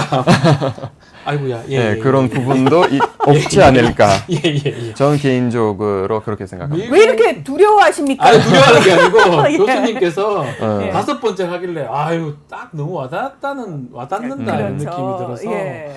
금기시 되고 있는 예. 그분. 예. 딱 지금 또 나오고 있지만 지지율 자체가 회복이 안 될 것 같다. 그렇죠. 디플로맷이 얘기한 거 저것도 좀 주목해야 될 것 같아요. 그렇습니다. 그 말씀하신 것처럼 미국 주류 언론을 이제 보시는 분들은 그냥 우리나라 신문처럼 뭔가 언론들이 얘기하는 건가 보다라는 식으로 생각하기 쉽지만 미국 주류 언론이라고 하는 곳은 거의 대부분 싱크탱크에 속해 있는 사람들도 그러니까요. 되게 많고요. 예. 미국 정부의 정책에 실질적으로 영향을 미칠 뿐만 아니라 사실은 미국 정부가 어떻게 생각하고 있는지에 대한 보여주는, 힌트, 예. 예, 그걸 보여주는 거거든요. 그래서 근데 디플로맷이 기사가 이제 나왔다고 해서 미국 정부가 이제 이렇게 생각을 하기 시작했다는 의미는 아니에요. 아. 그러니까 이미 어쩌면 벌써 예, 벌써 생각하고 시작된 있다. 것이다. 네, 그렇습니다. 아. 이게 이제 대중적으로 알려져도 될 정도로 공공연해졌다라는 의미로 사실은 받아들이시는 받아들여야 게 되죠. 네.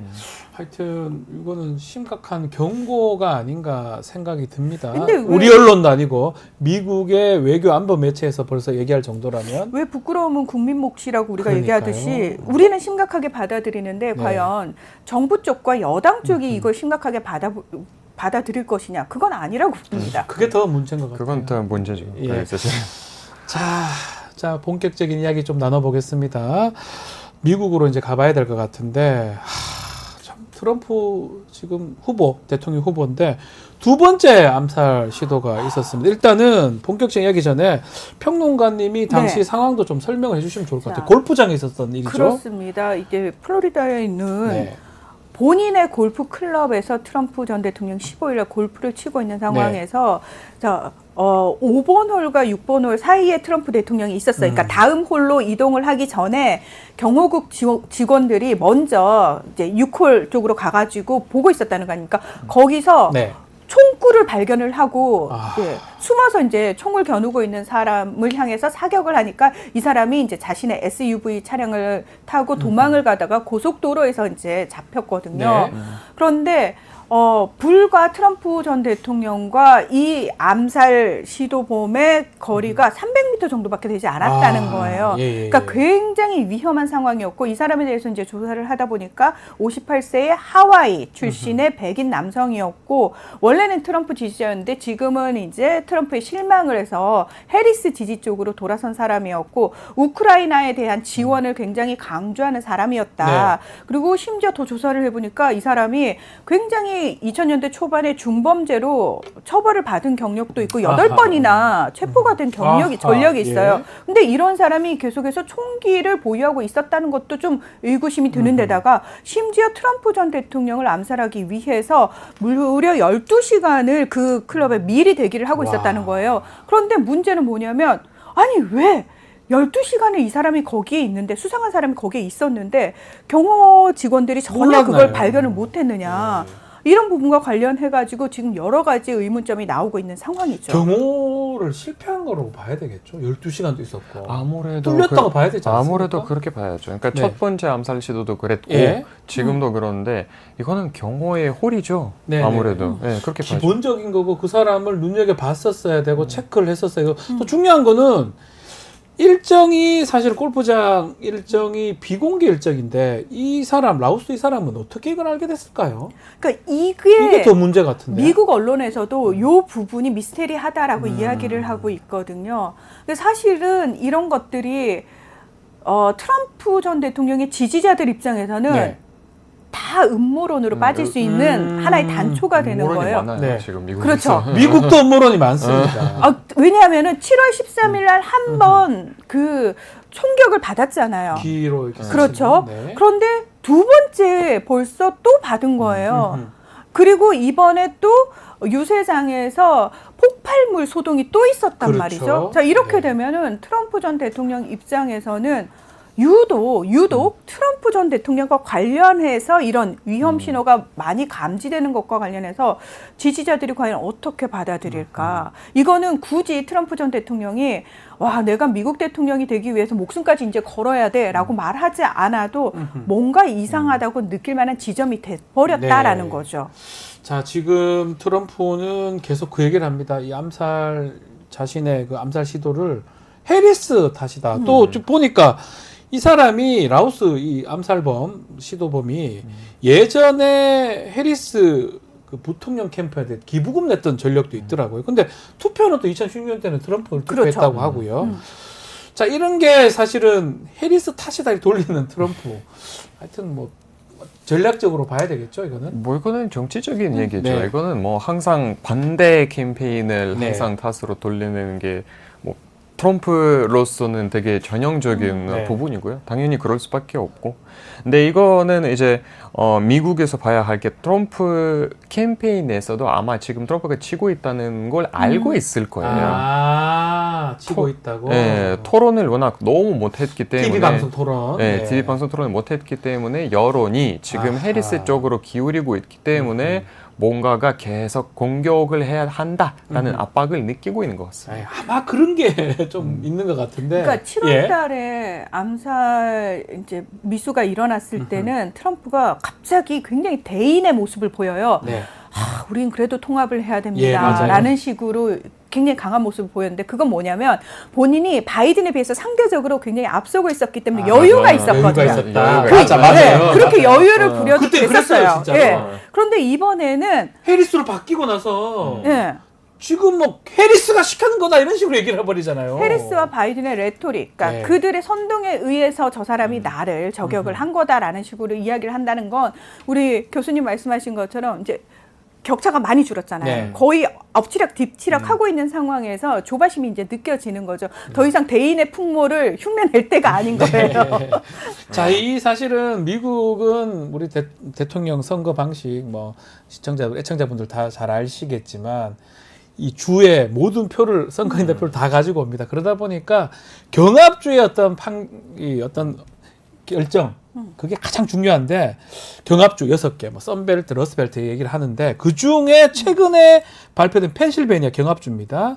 해리스가 트럼프를 6%포인트 앞서는 결과도 있었고 남부의 또 경합주 조지아 원래는 좀 트럼프가 많이 앞서는 곳인데 해리스와 격차 많이 줄어들었거든요. 네. 이런 것들이 사실 좀 영향이 있다고 봐야 되겠죠. 그렇죠. 예, 많이 조급하게 보이는 앞으로 부분이고. 이 암살 두 번째 암살 시도 요게 이 지지율에 어떤 영향을 미칠까요? 일단 뭐 지지자들을 결집시키는 효과가 1차에 비해서 막 크지 않다라는 얘기가 나오고 네. 있는데 제가 봤을 때는 2차는 사실 제가 봤을 때 1차에 비해서 충격적인 상황은 아닌 게 분명해요. 네. 그런데 저는 제가 아까 그랬잖아요. 음모론이 충분히 나올 수 있는 팁들이 지금 제공이 되고 있는 상황이라면 저는 중도층마저도 약간 트럼프한테 동정표가 모일 수 있는 상황은 조성된 게 분명해 보입니다. 그리고 지금 계속해서 트럼프 입장에서는 폭발물 소동까지 있었기 때문에 이거를 더 크게 확대시킬 가능성이 있거든요. 아하. 이 얘기를 계속 떠들 수밖에 없는 상황이 됐어요. 그러니까 더 이상 정책 대결이라든지 해리스가 뭘 할 건지를 묻는 것 대신에 지금 이런 선거를 앞두고 정치적 폭력, 정치적 양극단 이 상황이 계속 부각시키는 게 트럼프 입장에서는 유리할 수 있다라는 판단을 네. 내린 것 같아요. 아하. 그래서 캠프 측에서도 이 부분을 계속해서 이야기를 할 것 같고요. 여론조사, 그러니까 경합주에서 분명 바이든하고 예전 그 트럼프의 격차보다는 해리스와 트럼프의 격차가 훨씬 줄어든 건 맞습니다. 같습니다. 그래서 사실은 여론조사에 따라서도 결과가 굉장히 달라져요. 아하. 이것 자체가 초박빙 상태라는 걸 보여주고 있는 거거든요. 그러면 여기서는 진짜 뭐 어떤 정말 정책적인 문제에 의해서 유권자들이 탁 움직이는 게 아니에요. 제가 봤을 때는 아주 사소한 걸로 움직일 가능성이 굉장히 크고요. 그리고 무엇보다 지금 경합주에서 과연 어떻게 될까가 굉장히 중요한 경합주, 상황에서 예. 외부적 조건도 이제 또 중요해졌거든요. 네, 중동이나, 그렇습니다. 근데 외부적 조건이 절대 해리스를 도와주는 분위기는 아니라는 건 그러니까요. 분명해 보입니다. 자, 뭐 하여튼 미국 선거라는 거는 지지율만 또 볼 수도 없는 것 같아요. 지지율이나 이런 게 높았던 예전 힐러리 졌던 기억들이 있지 않습니까? 그러니까 11월 대선 할 때까지 알 수 없을 것 같습니다. 안 붙어 있는 것 같거든요. 지금은 딱 박빙이에요. 예, 그러니까 박빙이다. 아마 결과가 나와도 박빙 결과가 네, 나올 그렇죠. 확률이 되게 크고요. 나오더라도 나중에. 그러니까 지금은 그래도 방송 토론이 있은 이후에 네. 여론이 해리스 쪽으로 기울는 게 맞아요. 예. 근데 만약에 트럼프와 관련된 이런 것들은 뭐 3차 암살 네. 지도라든가 이런 것들이 막 계속 뭔가가 있으면 예. 음모론이 좀 더 강해질 거고 아하. 그래서 그것 때문에 트럼프가 또 이제 앞으로 나갈 수도 있는 그런 확률도 없지는 않아요. 그렇죠. 그래서 저는 사실은 지금 트럼프는 그랬어요. 본인은 어쨌든 지켜준 경호국한테 감사하다라고 얘기를 했거든요. 네. 그러니까 우리는 경호 실패라고 이야기를 하지만 트럼프 입장에서 이걸 경호 실패라고 얘기하지 않아요. 이건 뭐냐면은 제가 봤을 때는 경호 실패가 또다시 한 번 더 일어나잖아요. 그러면 실패가 일어날 때마다 사실 트럼프한테 유리해지는 상황이 벌어지는 거거든요. 그래서 오히려 바이든 행정부에서 더 트럼프의 경우에 신경을 쓰는 방향으로 가야 돼요. 그렇게 가야지. 꼼꼼하게 살피고 12시간 대기하고 있는데 그걸 왜 못 찾아냅니까? 그러니까요. 그죠. 이거는 지지자가 아닌 사람 입장에서 봐도 이건 와 큰일인데? 라는 생각이 들죠. 이해가 안 될 수 있죠. 네. 자, 그 외부적 여건이 중동입니다. 중동 상황 어떻게 되냐에 따라서 미국 대선도 크게 요동칠 것이다 얘기하셨는데 중동도 지금 심각합니다. 삐삐 무선호출기잖아요. 네. 수천 대 또 무전기가 폭발하는 초유의 사태가 벌어졌는데요. 이거 평론가님께서 먼저 좀 네. 어떤 일인지 말씀 좀 주십시오.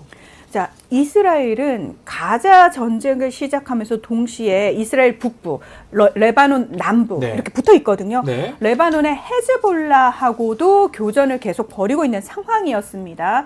자, 그런데 지난 17일 날 그 레바논에서 헤즈볼라들이 가지고 있던 무선 호출기 삐삐, 소위 말해서 삐삐가 불특정 다수의 삐삐가 폭발하는 사고가 벌어집니다. 저도 그 영상 봤는데 되게 충격적이었어요. 깜짝 놀랐어요. 정말 깜짝 놀랐습니다. 그래서 첫날 그 삐삐 폭발로 인해 가지고 12명이 사망을 하고 예. 2,800명이 다쳤습니다. 근데 이거는 공식적으로 나온 숫자고요. 아마 이제 레바논 상황이 사실은 경제적 위기가 확인이 시작된 게 불가능해요, 굉장히 지금 오래됐기 상황이. 때문에 맞습니다. 확인이 확인이 정확히 안 안 돼요. 됩니다.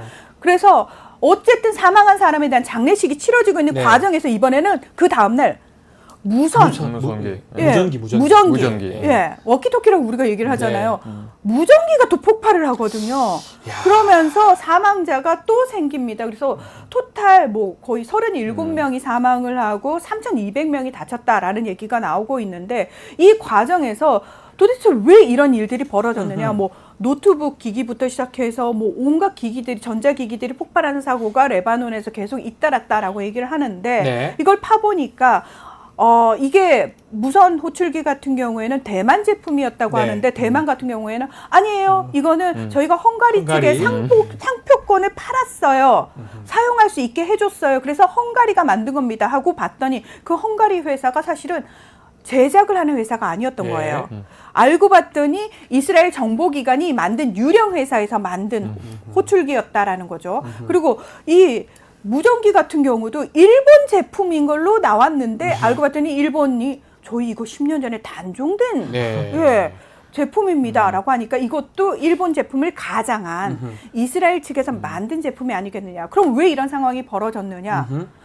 지난 2월에 그 헤즈볼라 최고 지도자가 휴대전화가 상대 측에 우리 작전을 노출시킬 가능성이 많고 추적을 당할 가능성이 많으니까 모든 휴대전화 다 묻어버려라 라고 이야기를 한 거예요. 그러면서 조금 더 그런 것들로부터 안전한 무선 호출기를 사용을 하기 시작한 거예요. 삐삐를 사용을 많이 하면서 이걸 사실은 더 조사를 해보니까 이스라엘 정보기관이 이미 3년 전부터 이런 거를 대비를 하고 계획을 세웠고 어떤 의미에서 휴대전화가 굉장히 니들 도감청에 취약하고 니들의 작전이 외부로 유출될 가능성이 높아라는 그 소문마저도 이스라엘 쪽에서 퍼뜨렸다라는 얘기가 나오고 있는 거죠. 거기에 말려 들어간 거다. 이스라엘이 지금 뭐 확인 안 해주고 있지만 지금 이스라엘이 배우겠죠. 뭐 아니면 뭐 헝가리 제조업체가 지금 유령 회사라고 하는데 또 뭐 대만에 쓸 리는 없고요. 그렇죠. 국가가 아니고는 이런 뭐 폭탄 설치하기 쉽지가 않다고 보면 일단은 삐삐를 예전에 사용하던 1990년대, 8, 90년대, 2000년대 초반까지 그저 사용했나요? 저희도 사용했죠, 대학교 때. 저 대학교 사용했던 아주 옛날에 사용했던 건데 이 또 얘기 들어보니까 삐삐를 또 사용하게 만든 다음에 그 삐삐에 폭탄을 심어가지고 터뜨렸다. 와 이게 참 놀랍습니다. 어떻게 보셨습니까?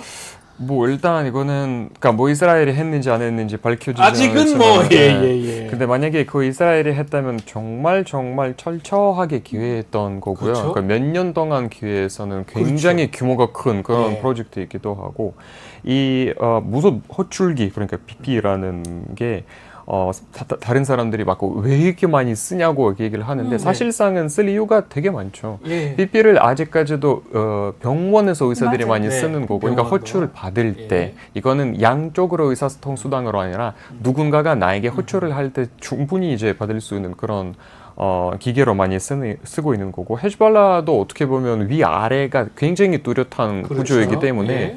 이렇게 하는 게 이유가 있어요. 그래서 이스라엘이 그거 확실하게 잘 알고 있기 때문에 확실하게 어떻게 하면 더 큰 피해를 줄 수 있는지 길을 찾은 거죠. 근데 그보다 제가 개인적으로 생각하기에는 이게 그러니까 실제로 피해를 준다기보다 심리전을 벌여진 거고. 심리적으로. 네, 그러니까 너희들이 우리가 어디에서 튈 건지 어떻게 공격할 건지 전혀 모르고 있다. 예. 우리가 이것도 할 수 있고 전혀 니들이 예상하지 않는 못한 그런 부분에서 우리가 니들을 공격할 수 있다라는 것을 보여주기 위해서 하는 것 같습니다. 자, 뭐 헤즈볼라가 사실은 가만히 안 있을 것 같아요. 뭐 국민들한테 지금 피해를 줬던 거 아니겠습니까? 그렇죠. 이 전면 뭐 새로운 전쟁, 전면전.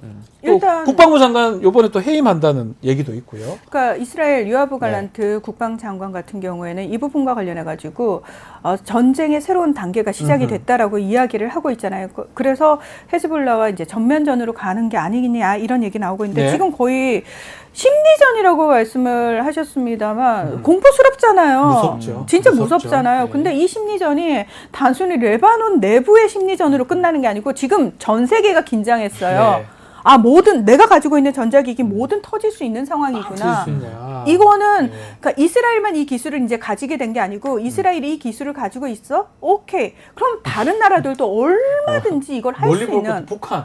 그러니까요. 어쩌니까. 이거는 이제 전 세계를 다 위험에 빠뜨린 이스라엘의 심리전, 전 세계인들을 상대로 한 심리전이라고 저는 생각을 하고요. 예. 요아브 갈란트 국방장관 같은 경우에는 네타냐후 총리하고 사실 전시 내각 안에서도 각을 세우던 인물이에요. 아, 국방부 장관이. 그렇습니다. 여러 부분에서 의견 충돌을 계속 해오던 사람이에요. 그러니까 이제 네타냐후 입장에서 내 말 안 들어 너 잘라버릴 거야라는 얘기가 계속 나왔었고, 이 국방장관 입장에서는 본인도 어차피 지금 국제형사재판소에 체포영장 발부된 사람이거든요. 예. 전쟁 범죄자로. 둘 다 예. 예, 둘 다 돼 있지 않습니까? 그러면 요아부 국방장관도 이미 본인이 한 배를 탔는데 여기서 국방장관에서 해임되면은 본인 존재감 이제 없어지는 거예요. 정치적 생명도 사실은 유지할 수가 없는 상황이고, 그런 상황이라면은 이 사람은 정치적인 어떤 그것과 별개로 군사적인 책임을 본인이 어차피 다 져야 되는 네. 상황이고 성과를 내야 되는 상황이거든요. 그래서 가자 전쟁, 가자 지구와 관련해서는 네타냐후와 뜻을 달리하고 있지만 레바논과의 전면전 문제에 있어서는 사실은 갈란트 장관이 특별히 다르지 않습니다. 네타냐후와. 예. 그리고 비슷하다. 비슷하고 이스라엘의 목적은 처음부터 계속 중동전으로 확장시키는 거였어요. 그러니까 무슨 의미냐면 본인들만 싸우기 싫은 거예요. 어쨌든 미국을 계속 끌어들이려고 예. 미국과 이란을 계속 이 전쟁에 끌어들이려고 엄청나게 애를 쓰고 있는 상황이었는데 그거를 지금 계속해서 하고 있는 거고요. 이란과 미국 같은 경우에는 절대 끌려 들어가지 않으려고 바라보려고 그런 싸움 하는 같아요. 절대 맞습니다. 안 들어가고 싶고. 안 들어가려고 어떻게 미국 대선도 지금 걸려 있고. 그렇습니다. 예.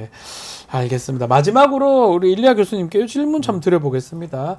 젤렌스키 우크라이나 대통령이 미국에 가서 미국이 갔는지 모르겠어요. 다음 주에 트럼프, 해리스 만나서 얘기를 좀 할 것 같다는데 어떤 얘기를 할까요?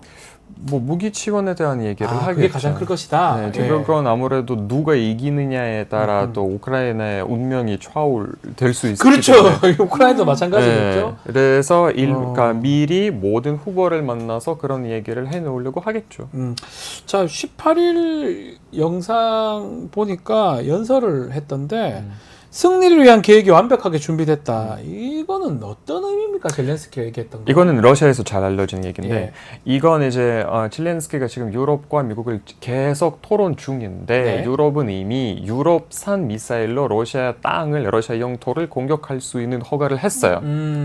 근데 미국은 아직은 안 했고 그래서 미국이 사실은 그러니까 미국산 미사일이 네. 훨씬 더 좋아요. 훨씬 더 그러니까 멀리 멀리 날아갈 수 날아- 있고 사정거리가 훨씬 더 네. 정확하고 그래서 미국이 자기 미사일을 러시아 영토를 공격을 허락해야지 우크라이나가 정말 플러스가 되는 그런 상황이기 때문에 아마 이런 부분도 지금은 얘기하지 않을까. 그러니까 이미 지금 우리가 며칠 전에 러시아 트베리라는 도시가 있는데 네. 그 근교에 아주 유명한 부대가 있어요. 거의 1000킬로의 이제 무기가 있는 아하. 건데 예. 우크라이나 그거 폭발시켰어요. 그 모든 중요한 부대. 부대 자체를 그러니까 오. 모든 잔고를 그래서 거의 히로시마에 떨어진 그 투하된 그런 폭탄이랑 그 정도입니까? 거의 비슷한 규모로 지금 폭탄이 일어난 거고 근데 그게 드론으로 했다고 얘기를 하지만 사실상은 모든 군사 전문가들은 드론으로는 그 정도의 피해를 줄 수 없다라고 얘기를 하거든요. 그러면 미사일을 던진 미사일로 쐈던 가능성이 큰데 아. 아직은 모든 측면이 그건 부인하고 있어요. 아니다. 매우 중요한 상황이네요. 지금 보니까 지금 몰랐습니다. 네, 예. 무기 창고가 다 폭발이 되면서 인근 지역에 지진파가 그죠. 감지될 네, 정도예요. 지진까지 정도로? 일어났어요. 예, 너무 커서 워낙 러시아? 폭발이. 예. 러시아는 또 이런 거 제대로 보도 안 할 거 아니에요. 당연하죠. 예. 예, 인명 피해도 조금밖에 없다고 이야기를 하고 있어. 뭐 화재가 일어났다. 네. 알겠고 러시아 우크라이나 상황도 살펴봤습니다. 자, 오늘 말씀은 여기까지 들어야 될 것 같습니다. 문희정, 일리아 교수님 두 분 감사합니다. 네, 고맙습니다. 감사합니다. 자, 뉴스 인사이다 프라임 어땠습니까? 생방송 라이브 끝나고 다시 보기 가능합니다. 자, SNS 홍보 좀 많이 부탁드리고요. 댓글 참여도 기다리고 있겠습니다. 저는 다음 주 월요일에 다시 오겠습니다. 감사합니다.